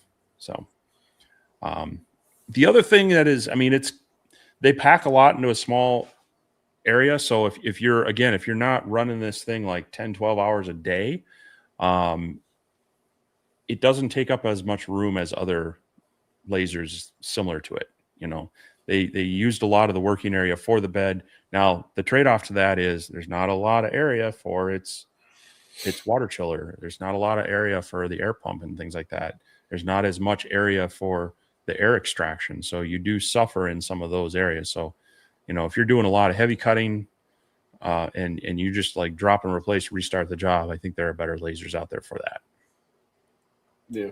So I don't know where that lands on that number scale. I mean, I'm still happy with it. I've got it set up here and I still use it. But if I was doing the production work that I used to in, you know, creating airplane kits and accessories and things like that, I think I would feel a little handicapped with it. But doing, you know, more creative one-off creation stuff, I think it actually works pretty well. The camera and the stitching is awesome, you know, because you can tell it to, you know, it'll take as many pictures as it needs, you know, with the top-down camera and get that fairly accurate. But there's definitely pluses and minuses. There's definitely cheaper 80-watt CO2 lasers out there. Oh yeah. Santa saying, I wonder if it's underpowered. Maybe the air compressor would take care of it. If it's a X-Tool S1 with the air compressor that came with it, air pump. Air pump, yeah, with the air pump that come with it, it's fine, and you're not going to get the same results, in my opinion, from an air compressor because that variable speed in the cut, adjustable in software, air assist is pretty awesome. If like I said, it's going to be either material, because some materials you just can't, you're not going to cleanly punch through them. I mean, it's just not going to happen. Some glues, some resins that they use on material is going to cause staining, and there's really not a way you can do about it unless you mask it, clear coat it first before you cut it to make it easier to clean up, or just hit it with some sandpaper, which I usually just hit it with some sandpaper. Because it's just some materials are going to leave. It's going to leave a mark. What was that stuff that me and you tried that time that had like dental floss in the middle of it from like Lowe's or Home Depot? It was Home Depot, wasn't it? No, and it literally had strings inside it. I think it was Lowe's. I think I found a scrap of it and I put it in my van to toss it. But yeah, there's some that has just. I got rid of all of it, but that fibrous stuff through it. Yeah, it had like the pieces of dental floss or something ran through the middle of it, and you couldn't get a clean cut on that stuff. Like it gummed up anytime you cut it. Yeah. So I love this stuff that I've got right here because this UV pre-coated stuff right here. Like when I get through cutting this, I hit it with some rubbing alcohol, wipe it with a rag, and it looks like brand new. Like that and True Flat. The True Flat, I hit it with a little bit of water because alcohol will cause it to peel. But with the True Flat, I hit it with some water and go with it. But yeah, it's not the air compressor with the S1 works really well. I wouldn't go messing with that. Kind of like it's like this laser pecker one that has the variable speed. It's pretty handy. They're air pumps. Pump compressor, yeah. There's a difference. I know, but you get the picture. I'm just saying. You get the picture. Somebody's asking about my. Oh yeah, that 6050 is a beast. Just don't be trying to tote it around nowhere. Yeah, the 6050 is a decent machine. Depending on your budget, you may want to look at their 2x2. It's physically it's just a little bit deeper, but you know it's a fairly decent. They've got some decent upgrades to that as well. So, but if you're looking for a stout machine, the 6050 or the 2x2 from them are pretty good. Somebody was asking about my drill guide. Oh, Radu was. That's it, Radu. It works really well. It's got a handle like right here. You can set it at an angle. Like it's got angular settings. It's like got self-centering studs you can put in here and make it self-centering. It's like really good little chuck right here, and you can use it with either an impact or a drill, depending on your preference. I've got it set up. I use it with my countersink bit for the handles on my stove cover. And you see it's got really good bearings in that chuck right there. But it's got adjustable for your depth. You can adjust it here for plunge and all that. I mean, it's handy. I use it for doing the handles on my stove covers because I don't have a drill press, but this works awesome. You just set it on there like that. You can clamp it if you need to. If you're doing something, really heavy, you can clamp it to it just to make sure it don't move if you want. I mean, but what I do, I'm just basically drilling holes for handles. It works good.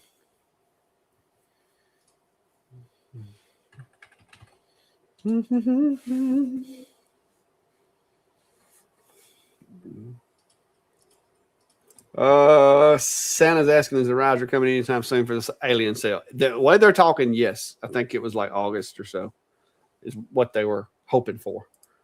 They didn't give me a definite time, but that's what I gathered from the email.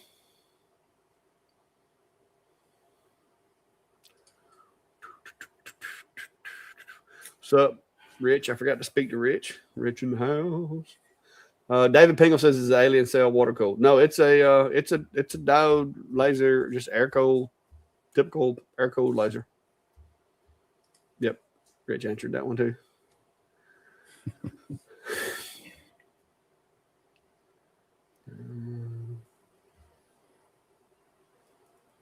Slow. Yeah, the only water cooled, Ryan said there are liquid cooled diodes. The only water cooled one that I've dealt with was the X1 from Acemer and the Glacier from Adam Stack. Both of those were water cooled, but now they were over 100 watt powered too.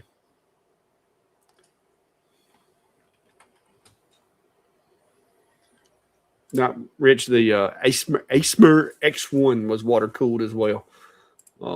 I did like the compressor on the Adam Stack better than the one on the Acemer, but both of them still working.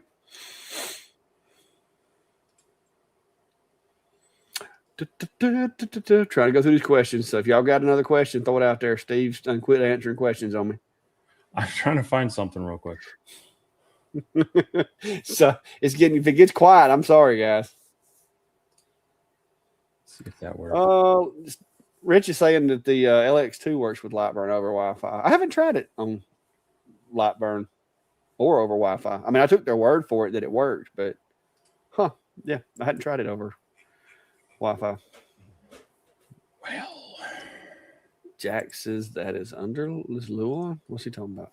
I'm not sure what he's talking about.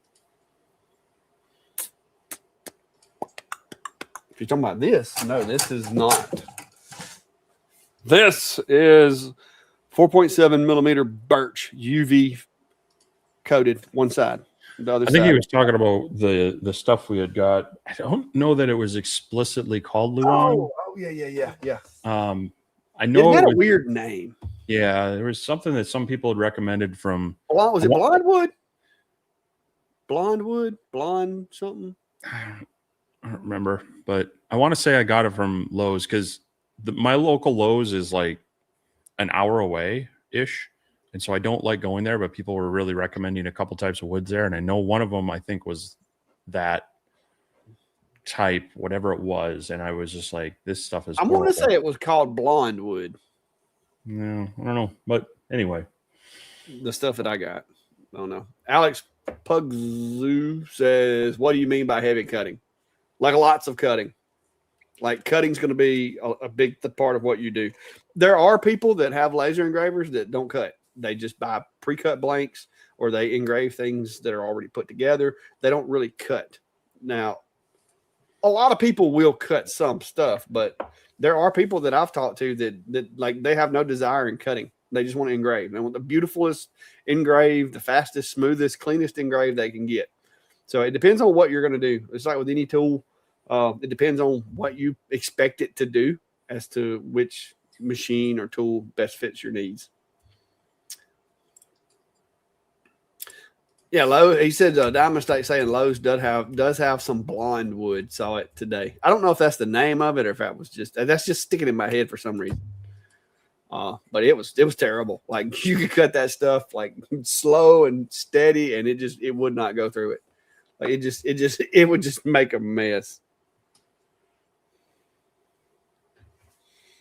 So, yeah, Billy Powell says I bought a sheet of the stringy blonde wood to try, and it was not a good idea. Maybe that is what it's called. I don't know. But if you see something called blonde wood, be careful. Be cautious.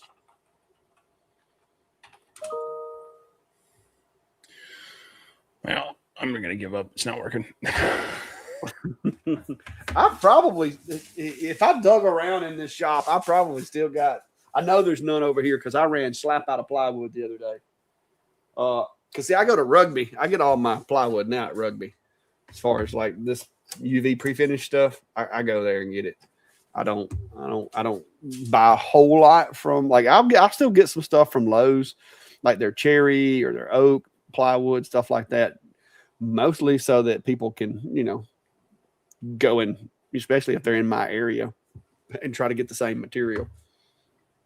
But now Rugby's got places all over the country too, so there's that.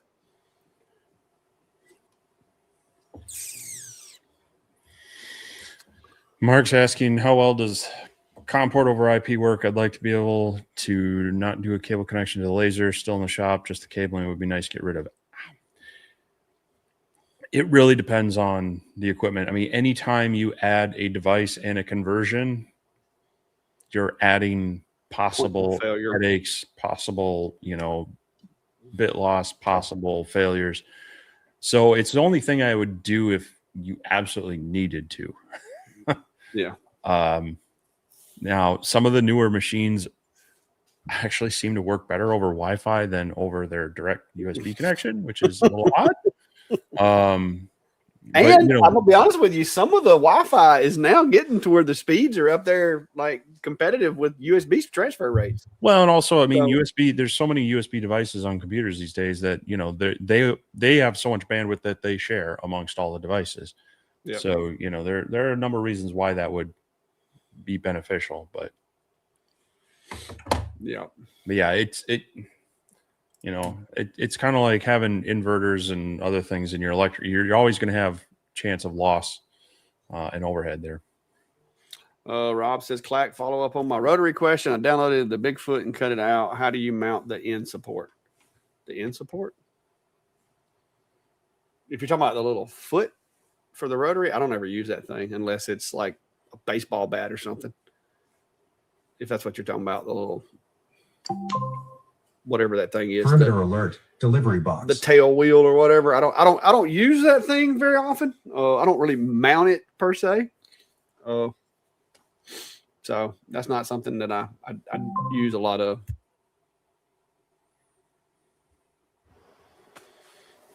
The rollers. Yeah, I don't use those, that little thing. Matter of fact, I don't even know where mine's at. Like I use the rotary, the chuck. Like I said, if I was doing like a baseball bat or something and I needed to support the other end of it, maybe I'd use it then, but I've never had a need. Even doing 40-ounce tumblers with the RA2 or the RA3, I just don't use it. So I can't really give you any suggestions on that. The only time I've used that little tail wheel was doing rolling pins, like for doing biscuits or whatever. I was engraving some rolling pins, and I used it to make sure that because the rolling pin, they're like 24 inches or whatever, or well, they're about 16 inches. And so I put it under the end of it to keep it from pulling loose. But other than that, I can't think of anything else I've used that thing on.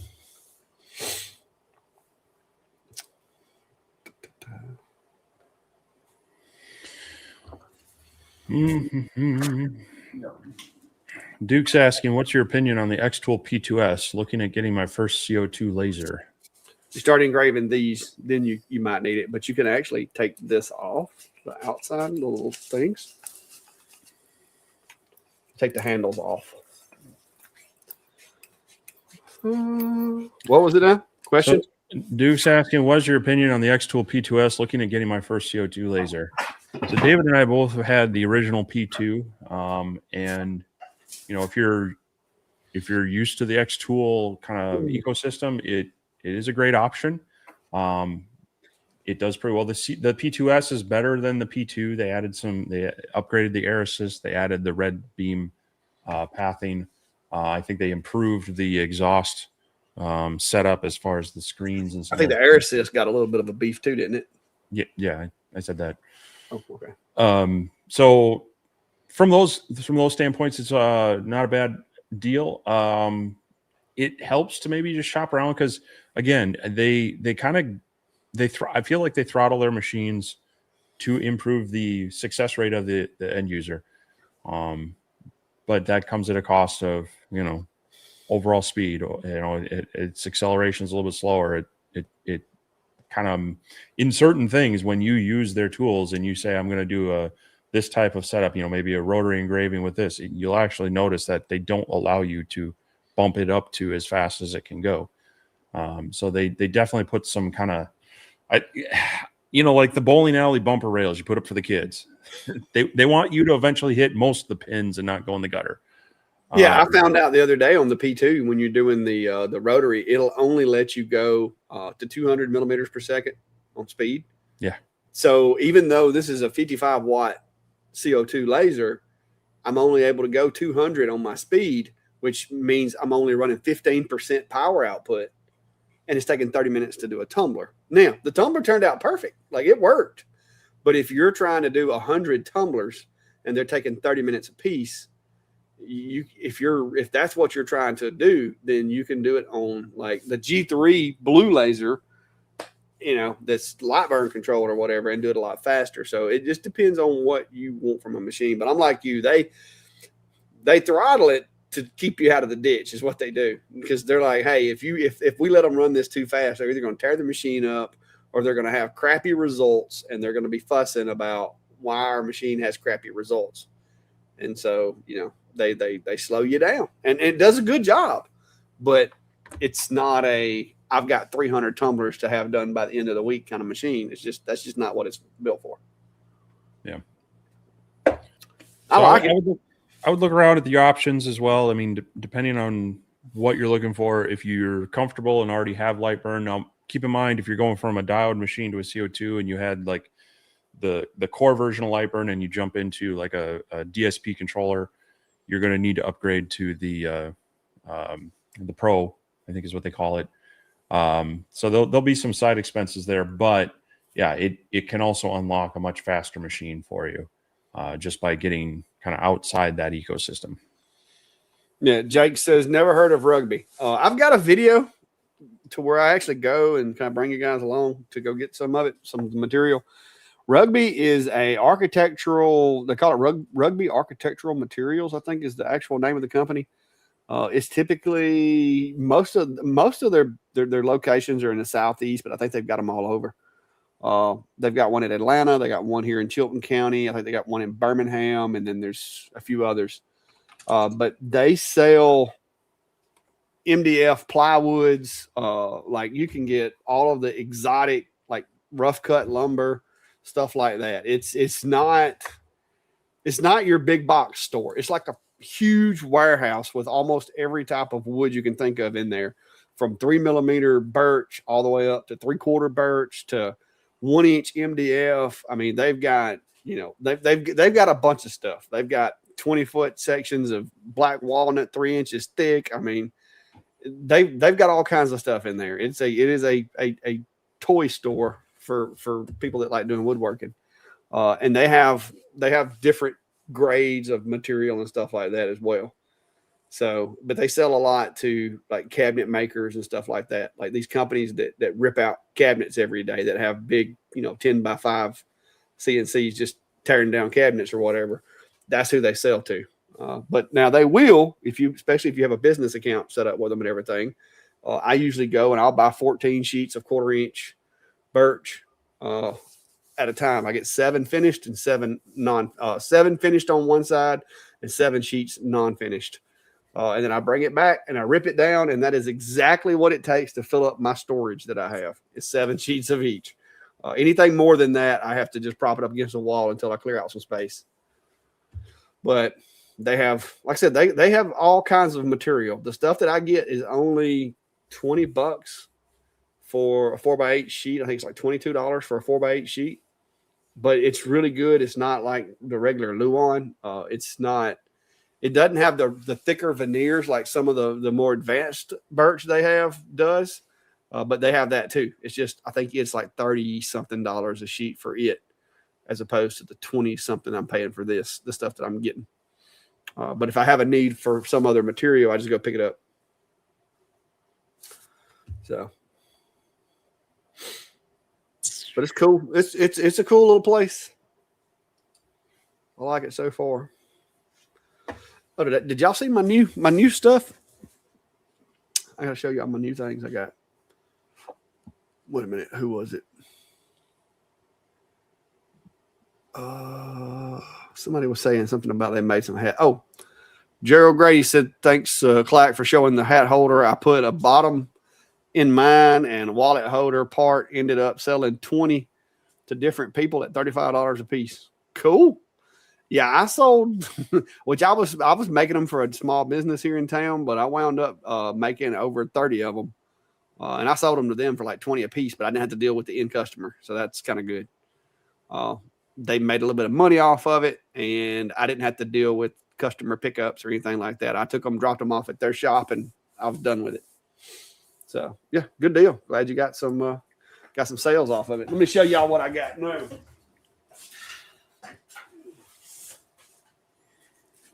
I ordered a bunch of these from JDS the other day. Bam! These are koozies. Of course, I had to make me a little insert with my 3D printer because y'all know these things. I don't know how many of y'all have these, but these aren't always like flat. Like they want to try to puff up and everything when you're engraving them.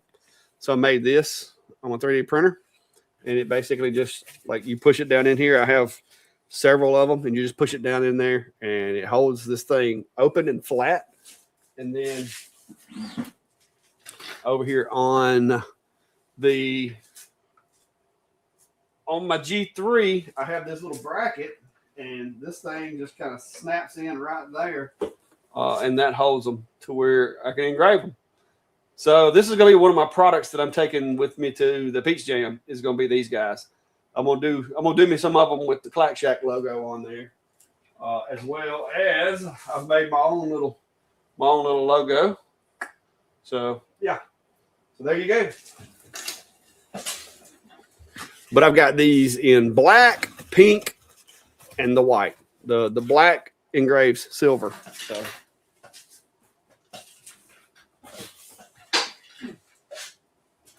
woo, here's the black. And again, with my little thing here, take that, snaps in there. There we go. So it works out pretty good. Take that, put it in there. It doesn't let it move. A little slack right there. But yeah, that's it. But yeah. That turned out those turned out really nice,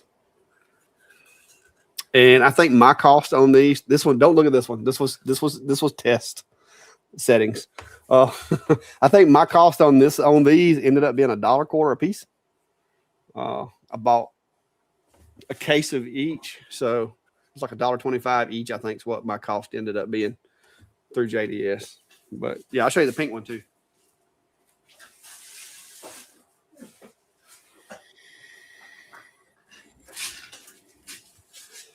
And I'm probably going to do here in a little while, I'm probably going to do some ribbon ones for October for breast cancer awareness or whatever on these pink ones because it's a pretty cool color. So, yeah. Just another product because I have found that at events, small things are where the money's at.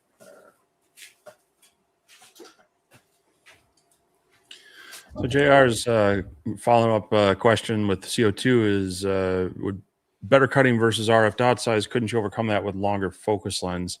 And yeah, you could definitely compensate with that and help out.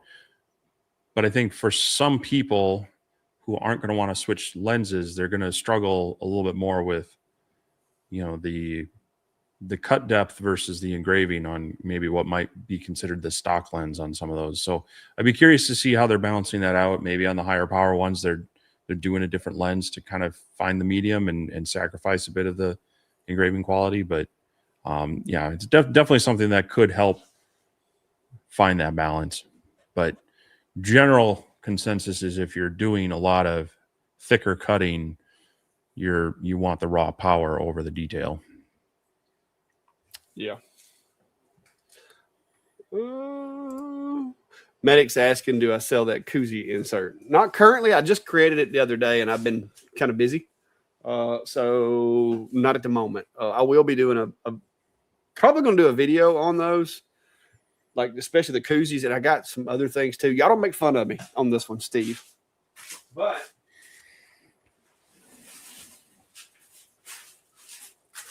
my wife said she thought it would be a good idea. So I also have these little sling bag pocketbooks things for women that are made from laserable leather. So I saw them on JDS and I was like, hey, I wonder what that would be like. So it's like a little pocketbook looking thing. It's got like a little foam spot here. It's got magnetic, like a little magnetic holder there. It's got a little zipper pouch here for like ID, driver's license, credit card, or whatever. And then it's got a bigger pouch in here for, maybe if you need to carry something a little larger inside here. So for like when you're traveling or something like that, and you just want a little small bag for women, it'd be pretty well. And this whole thing is made out of laserable leather, the PU leather or whatever. So Brandy's supposedly going to get me some stuff together that she wants to put on here, and I'm going to make her one. But I ordered a case of these too, which if I don't sell them, I'm going to be regretting that probably, because these were not cheap. These were not $1. But I got a bunch of these as well. But like I said, it's something that you could literally, the woman could throw over their head or over their shoulder and tote it, as opposed to having to have a bag to put it in. So I got to get around to doing those this week, because these are going to be one of my things at Peach Jam. I'm going to engrave the one for Brandy and have it as my demo on the table. And then after the event, she gets to take it home with her and keep it or whatever. But that's the plan. And I saw somebody asking me which machine I used to do the koozies with. And I used the G3 to do them, which is this machine here. It's a 40-watt blue, 60-watt MOPA, but I used the 40-watt blue to do it. The koozies are engravable with pretty much any laser because it's a laserable material. But the blues do a really good job on it. So if you have a F2, F2 Ultra, F1 Ultra, laser pecker, any of the blue diodes would do a good job on the koozies, because it doesn't take a whole lot of power to engrave those. So Rob, I got all that stuff from JDS.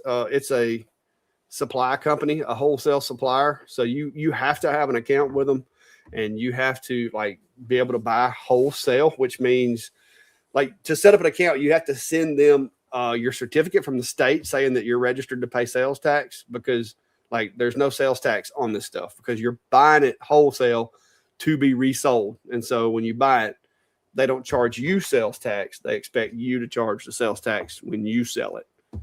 So it's a little bit different than buying from like Amazon or somebody like that.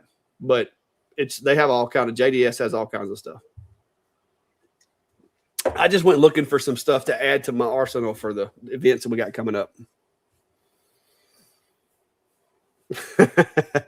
Ryan said he needs one of the bags. His wife wants one of the bags.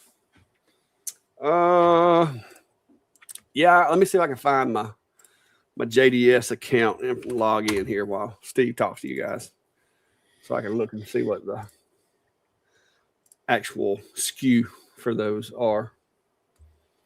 Yeah, Brandy said she felt like she wanted one, so I'm going with them. And it's right here at the Peach Jam event. So if anybody that's going to be there competing with me is watching, maybe they won't have time to steal my idea. I've been trying to keep that one under my hat just in case.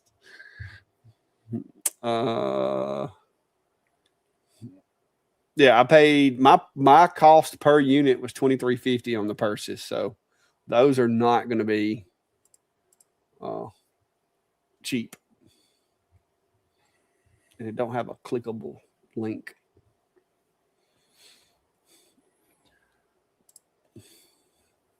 So Bill Henson's asking or stating, thanks, Steve, for the information on buying a 3D printer. I'm leaning towards getting the Snapmaker. Anything I should know before buying? No, the Snapmaker U1, from what we've heard from others and whatnot, does seem like a really good printer. And especially if you want to do any sort of multicolor, you're going to save time and filament on that. So I would just do some research on what you wanted to do, and stock up on a few. Do some research on what filaments work well with that printer, because some printers like certain kinds better than others, and just get some and plan to play. Do some search for what people say as far as initial calibration or settings you might want to look at, and there's a million things out there that you can print for free. So I would go out there and just start with some simpler things, maybe some calibration cubes just to get used to it, and play with some of those initial designs that are out there just to kind of get a feel for it and to be able to tweak your printer in your area. And then have fun, but just kind of be patient with it. Anything new you learn, there's gonna be some failures. So see, it's not their website's a little weird. It's not letting me get a direct link to it. Hang on.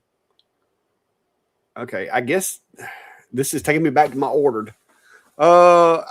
If you'll search, I'm going to give you the SKU for them. But if you go to JDS, if you have an account and search, this is the SKU. So if you put that in there and search it, it'll bring it up. It's here they are, but it's like this isn't clickable. I don't know why this isn't clickable. And so when and if I search for it, it takes me here. So I can't get you a direct link because this link is just going to be to my search.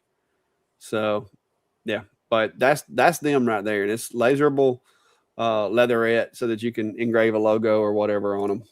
Like I said, it looked like a pretty decent little project. And like I said, Brandy said she wanted one.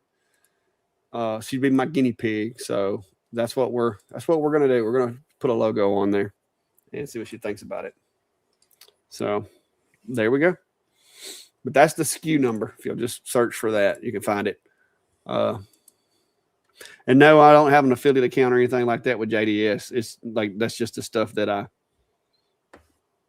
went shopping the other day for the event, getting ready for the event, trying to add some new things. Every year I try to add something, especially the small things, because I'm moving further and further from the larger items. Because the small light stuff is easy to it's portable, easy to get in, easy to get out, and the profit margins are typically pretty good on them.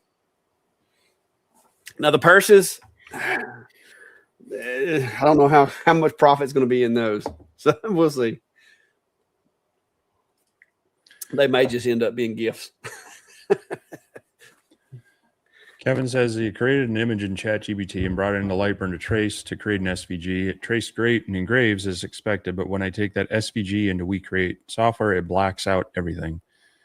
So what you might probably want to check is to see if WeCreate has combined or flattened that SVG into kind of one item as opposed to individual ones. What often is happening is it's seeing them as individual ones, so your outline basically wants to be fully filled in, and it's not looking at this is cut out of the interior parts aren't cut out of the exterior ones. So I haven't used the WeCreate software in a while. I don't remember exactly what their terminology on it is, but oftentimes it's either a combine or a flatten feature in the software that you'll want to look for, and then that should put all those elements to one so that they're the interior shapes are actually cut out of the separate the exterior ones instead of like separate layers on top of each other. Yeah, the other thing that I would say too is sometimes like SVG files, there's a couple different variations of SVGs, and sometimes I'll get a hold to a file that I have to take and put it in the Inkscape and then export it out of Inkscape as a classic SVG to get it to work with some softwares. So push comes to shove, you may want to look at bringing it into Escape and seeing if you can transform it there. So Fluffy. She's like, I gotta go outside.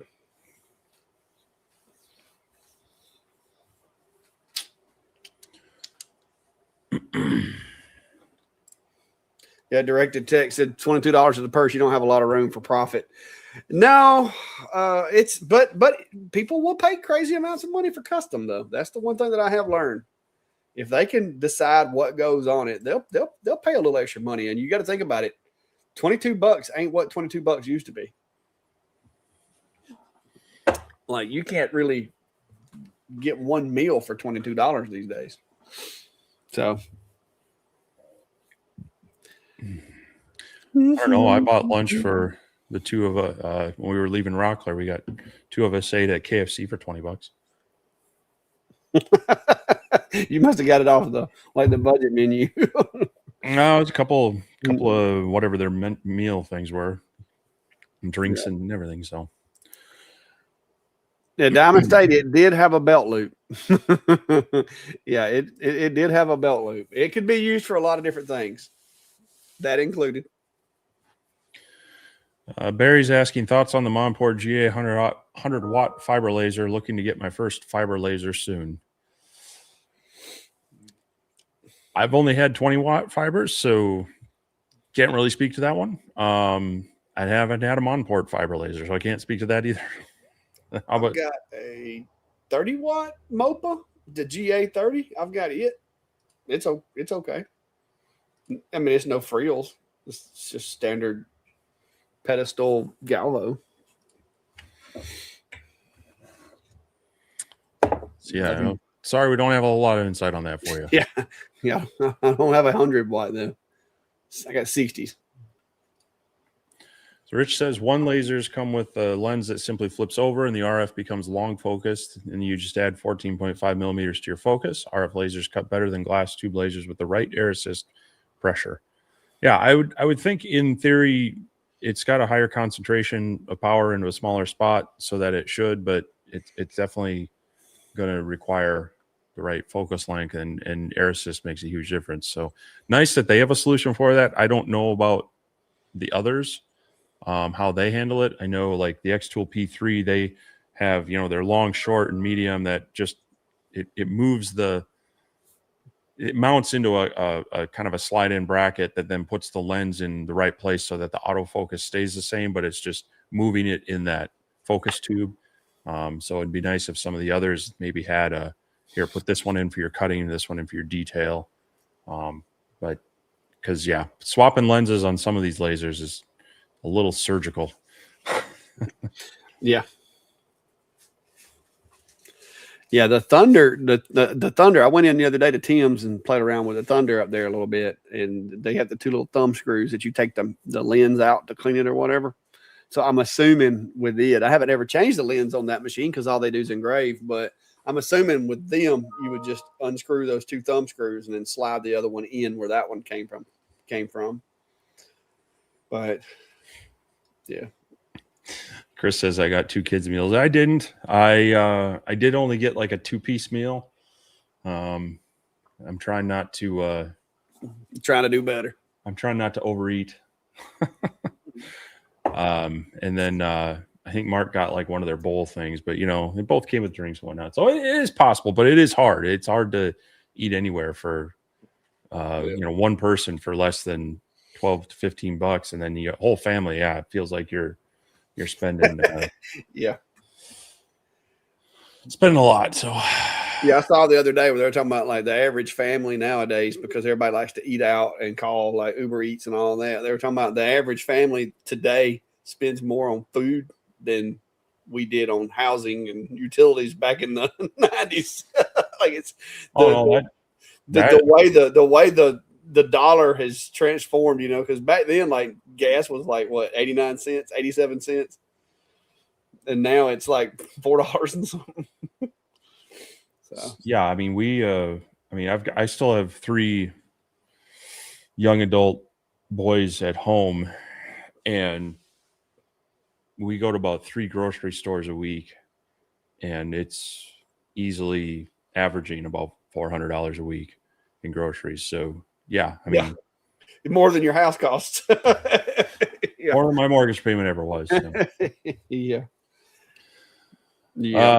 Oh yeah, Rich says one laser is magnetic. It takes about 5 seconds to remove the lens, and Aeon uses the same process. Yeah, it's great to see them doing that. Some of the older lasers I've had, you had to like disconnect air lines, unscrew the focus tube, and then there was a center, an internal ring kind of bolt that you had to take out. It was not something you wanted to do all that often, but I've seen more and more of them have more like kind of cartridge based or quick swap kind of things that makes it a lot easier, which is also good because you're more likely to check your lens and do maintenance on it. Yes. Yeah, I had somebody today ask me how was the laser pecker as far as maintenance compared to the We Create. I was like, well, you don't have to flip it upside down to clean it. Yeah. So there's that, you know. Yeah, when the module comes out easy, that makes half the battle. But you know, then you still and then I think on that one, what the fan comes out fairly easy as well.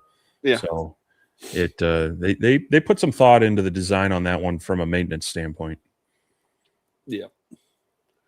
Brian says, when you're like 9 feet tall, I thought you would have to eat more than a normal height person. Surprisingly or not, Brian, I think I actually consume more food than he does, even though he considers me short.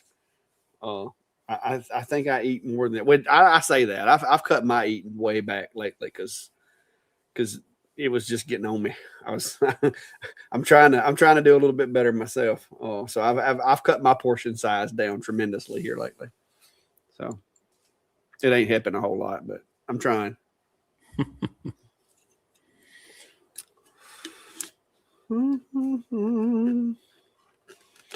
Rob saying that Lynn's situation is the only issue he has with his home tech. Yeah, some of them are a little, not quite so easy. Yeah.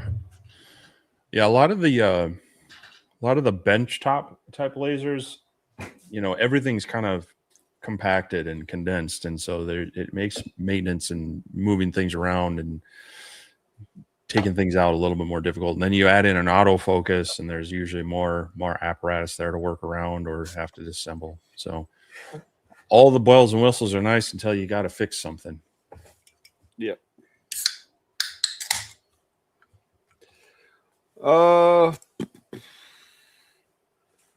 Paul saying that I have some multi-layer SVG files. When I shrink them down to the size of the Christmas ornament, the top layer is so narrow that it can be very fragile and hard to assemble. Would offset help make it thicker? Yeah, you could do that. I mean, you could do it as like a cut offset, or you could just go in if you're using Lightburn and just manually offset it to make it a little bit thicker. There's sometimes too, I mean, maybe you don't need that element, maybe it's not bringing a lot to the table and you could, do away with it. Or if there's like 3 little spiky things or whatever, you could just do one and make it bigger, make it wider. So I think that's probably going to be a design modification needed. So in my opinion, like I said, because I don't like dealing with little thin pieces. They burn up easy. They're hard to deal with. Like I said, if you're doing a Christmas ornament or something, you have to be careful not to break them. They are a bit of a pain. So what say you there, Steve? Yeah, no, when you're shrinking things down, detail gets lost. And so it's okay to make modifications to it. It'll actually look better that way. So like you say, maybe taking out some of the smaller details that just become a little bit of a smudge, but keep kind of like the main primary outlines. You'll probably have the same effect, but it'll look better and it will cut better. So I would agree with that. Yeah. You're gonna get to learn node editing if you don't already know it. That's when it's fun. Because sometimes it's better just take stuff like that out completely and be done with it. Even if you get like someone's logo in a certain font, but say you're working with a CNC machine and you can't just quite get that detail, like you say, node editing that or on the laser as well, making minor tweaks to it. A lot of times the human eye isn't going to notice that until you like really make a drastic change. But softening a curve or making something just a little flow a little bit better for the machine to cut versus, visual optics. Unless they're like really big changes, probably not going to notice. Yeah. Santa's Laser Engraving says, just got an email for a show I was trying to get in October a few minutes ago. It's the first time that Santa might or might not work in my favor. They plan on Santa picks, so I'm not sure if they have one. Well, good luck to you on that. And props to you for planning ahead. A lot of us are always doing last minute stuff, but it's definitely not too early to start thinking about, fall and Christmas time stuff, because that is going to be on us and over before you can get out the Thanksgiving turkey. So yeah, it won't be long. Diamond State says, dating myself, but I remember when gas went from 25 to 50 cents. I don't know that I remember that. I might have been around, but I probably wasn't very old at the time. So yeah, I remember sub $1 gas, but yeah, I bought some 87, 89 cents a gallon gas before. Like that was back a long time ago when I was younger, but when I was riding my old whooppersickle. Yep. Anyway, we're getting towards the end. Yes. So any last minute questions, get them in now, because we'll only go over like 15, 20 minutes. Yeah. And don't forget, if you're going to be near Minnesota, was it July the 5th? We're going to be doing our live show from Steve's house. And then on the 6th, we're planning on having a get together somewhere in the vicinity. We don't know for sure where yet, but Steve's got a kind of a RSVP list to go in, so we get a head count. And we're just trying to get a head count for who's going to be there. And there will be some giveaway items as well. I guess we're going to probably release that information a little closer to time on, drawings, what's available, whatever the case may be. But there will be some stuff going home with people. If you have a vehicle capable of hauling bigger stuff like a pickup truck or an SUV, this would be a good day to drive it rather than the Prius, because some of the gifts may be substantial. Well, you can get a lot in a Prius. You fold down those seats. Yeah, but there will be some giveaways.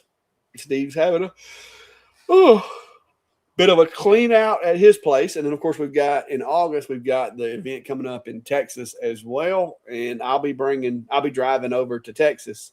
And so I plan on some of those things that I've been trying to get rid of. We'll try to communicate with some of you guys and see who can get what. And I'll bring some stuff with me when I go over then. I also, like I said, constantly trying to get stuff out of here. I had a few machines I put up for sale a couple of weeks ago, and I got rid of some of it, but some of it I hadn't had any takers on. So it's things like that I can't really readily ship.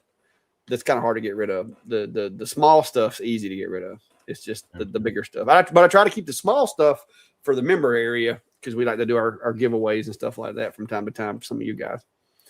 So, but there's that. So yeah, I will be, speaking of that, I put a post out. So if you're a channel member for me, check for that. I'm hoping to do a members only live later this week when, we'll hang out for a bit and, have some fun. And, then, yeah, if you're in the area on the 6th and want to sign up at that RSVP, because I will be sending out information that if things change. I'm looking for a good site. I was offered my friend Mark Gunflint Designs. He said, if you want to come out and hang out in the barn, it's 30 miles to the south though, or 30 minutes to the south though. So I'm trying to keep it in Mankato. Yeah. But we'll find a place to hang out for a bit and then see how that goes. But yeah, looking for hopefully good weather. I mean, it does look like it's going to warm up some.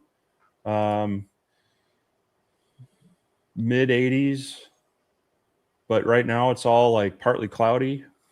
Not a huge, I mean, like 20% chance of rain around that time. So if that holds, there's a couple of nice outdoor places we'll go to and make it really easy for people. But yeah, more details as kind of the weather locks in, and I've got some feelers out to a couple of places that have like, you know, the meeting room, banquet room, or whatever that hopefully aren't too expensive, that we'd be able to do something at. So yeah. Diamond State says it'll be a 12-hour ride to Minnesota. He'll see us in Grapevine, but we'll be there. Like I said, come out, hang out with us. We're going to try to plan something over in Texas as well, to where you guys, like, we can all go out and get something to eat or just hang out in the lobby or something. We're going to have a hangout time while we're over there for sure. That's going to be happening. We'll be staying at the was it Gaylord Texan.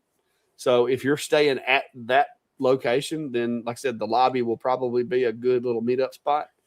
Well, and they have said they're setting up kind of a good kind of hangout area as well for people to, you know, sit down and network and do some other things. So there's definitely going to be some time just to chat.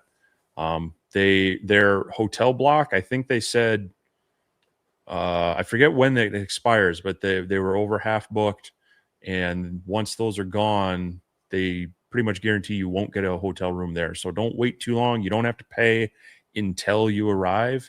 So you know, it's if you think you're going to go, you might want to get that reserved. They do have vendor room only tickets that are free, so you don't necessarily have to sign up for the full thing. And I believe they also said they're releasing single day tickets as well if there's only one day you can be there. So, but barring emergencies coming up, we plan on being there the whole time. So whatever day you're there, you should hopefully be able to run into us. Yeah, I'm going to be coming into town whatever the day the check-in is. Was it the 28th or whatever day, like the early registration for the class and everything. I'll be coming in then. So yeah, pretty much the entire event. You're getting in the day before I think it really kicks off. Yeah. Because it kicks off Thursday, like at 1 p.m. And I think you said you're getting there Wednesday evening. Wednesday night, yeah. Yeah, I think Wednesday's my drive day, but I didn't want to be in a rush, you know, and I wanted to have time to get there. So I just decided that I would just take it easy getting there. What's up, sir? Mr. Bearded Viking in the house. How are you? I wonder if are you coming over to the Maker event there, Daniel? You going to be over there? I haven't seen a lot of people saying that they're going to be there, which hey, that's, I guess, good or bad. But yeah, I know it's kind of conflicting with IWF over at Atlanta because I got an invite to go hang out with the guys over there. No, I think it's the Carbide Create event. The Carbide, the Vectric Carbide. Carbide's event is in Atlanta that weekend. You talking about Carvco? Yeah. Okay. Yeah. Yeah. Carvco's event is in Atlanta, but IWF, if I'm not mistaken, is also. It's in Atlanta, but it's not that weekend. The Carvco event is in Atlanta that weekend. Okay. For some reason, why was I thinking that the IWF was over there too? Huh. But yeah, the Carvco event was the one that is the same exact days. So yeah, and then Vectric has their event coming up in October, and I'm tempted to go to that one. I don't know yet. We're gonna see. We're gonna see if I'm gonna make it to Tennessee or not. I could have swore I looked. I was trying to look at see what the schedule says. Yeah, IWF might be that same weekend too. Friday, August the 28th. Yeah. Because I was thinking Carvco and IWF were like right there together. Yeah, it's 25th through the 28th are the trade show floors for IWF. But yeah, there's no way like I said, right now I had to pick one, and to be honest with you, I didn't even know IWF was on the calendar until after I done booked the maker event. But I think the maker event is more suitable for what we do. Anyway, IWF is more, from what I've seen, like table saws and stuff like that a lot of times. So Seth said his wife found a yarn event in Texas the same week, so she's coming with him. Hey, there you go. And Brad, I think Brad lives over that way, so we know Brad will be there. We'll get to see him over there. Medic saying he or she, Medic 458, saying they're going to be there. That Bearded Viking said he's not going to make it. Well, we'll be thinking about you. Actually, we probably won't, but we'll tell you we're thinking about you.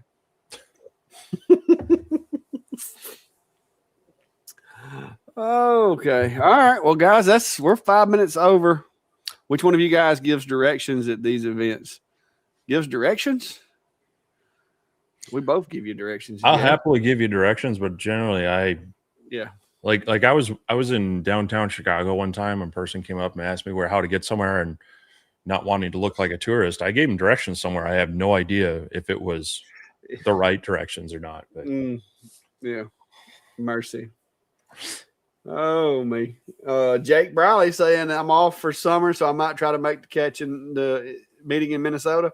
Hey, just go let us know you're going to be there. And like I said, we'll have more information leading up to it. But that's only a couple weeks away, right? Yeah. 2 weeks from tomorrow.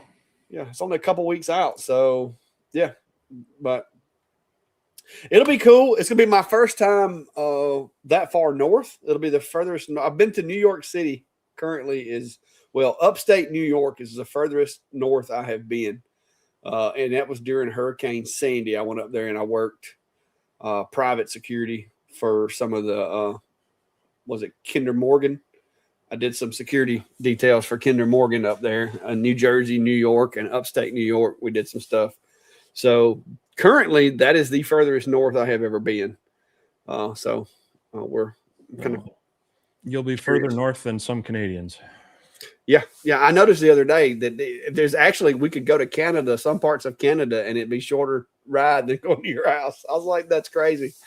That is crazy. Do you got the link for the sign up again? Rob saying, but sign up. Let us know if you're going to be there, because we do want to try to get a head count. If we need to, we're going to, like I said, we're going to try to keep it to places that will either let us use it and not charge us or charge us minimally. But we got to know how many people we got coming, because we don't want to get into a venue to where everybody's like elbow to elbow. We want to have a little bit of breathing room. Yeah.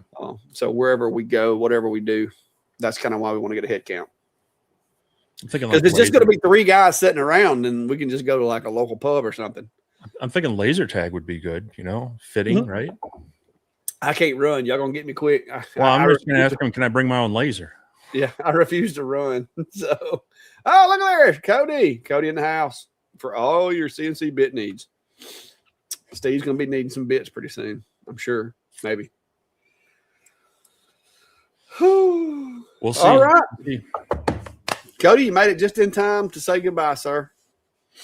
Because I think that's about all we got here. Like I said, y'all got the current events. I will be in the shop this week a lot. I got to get my yard work caught up, because yard work's done got out of hand. We have been living in the rainforest here for about the past 3 weeks. I don't think we've had but a couple of days that it hadn't rained. And the poor robots, man, I have put the hours on those guys trying to keep the grass caught up. So I got to get some yard work done this week, but I am also having a bit of a time getting jobs and stuff done and getting ready for Peach Jam this week. Mark said, just Googled Clanton to Mankato, 60 hours. I did Sacramento, California to Seattle, Washington in one day, and that was 16 hours. Yeah, it's 16. It's a good 16-hour ride. The last time I left Clacks was last year after Workbench Con, right? Mm-hmm. And there was threats of an ice storm coming through, so I drove the whole 16 hours. It was that, or my option was to stay overnight in kind of the middle of Iowa, where I was about 4 hours from home, and I was just like, it was about 9 p.m. and I'm like, well, it's either some coffee and loud stereo, or $100 hotel night and then risk the ice storm. So I kept plugging through. Yeah, well, we're gonna try to do it in 2 hops. Like I plan on driving for like 8 hours or so, and then finding a place to kind of hang out, and then picking up again and driving, the next day or so. So St. Louis is about the midpoint there. And so, yeah, and they're supposed to be having a big fireworks show at the Arch too. So I'm kind of thinking, maybe we stop off for a fireworks show at the Arch and then proceed. But I think the dates aren't going to line up right for it, because it's the fireworks show, if I'm not mistaken, is the night of the 4th, and I don't know if that's not going to really. It's going to mess up my schedule if I do that. So, but anyway. Y'all have a good one, and I appreciate it. Enjoyed sitting around talking with you guys. And if you hadn't already, subscribe, follow, like, share, all the good stuff. And we'll see you next week. Yep, we will see everyone next week. Otherwise, keep an eye out on our socials and our YouTube pages, and for any fun content that we get into this week. That it? See you guys.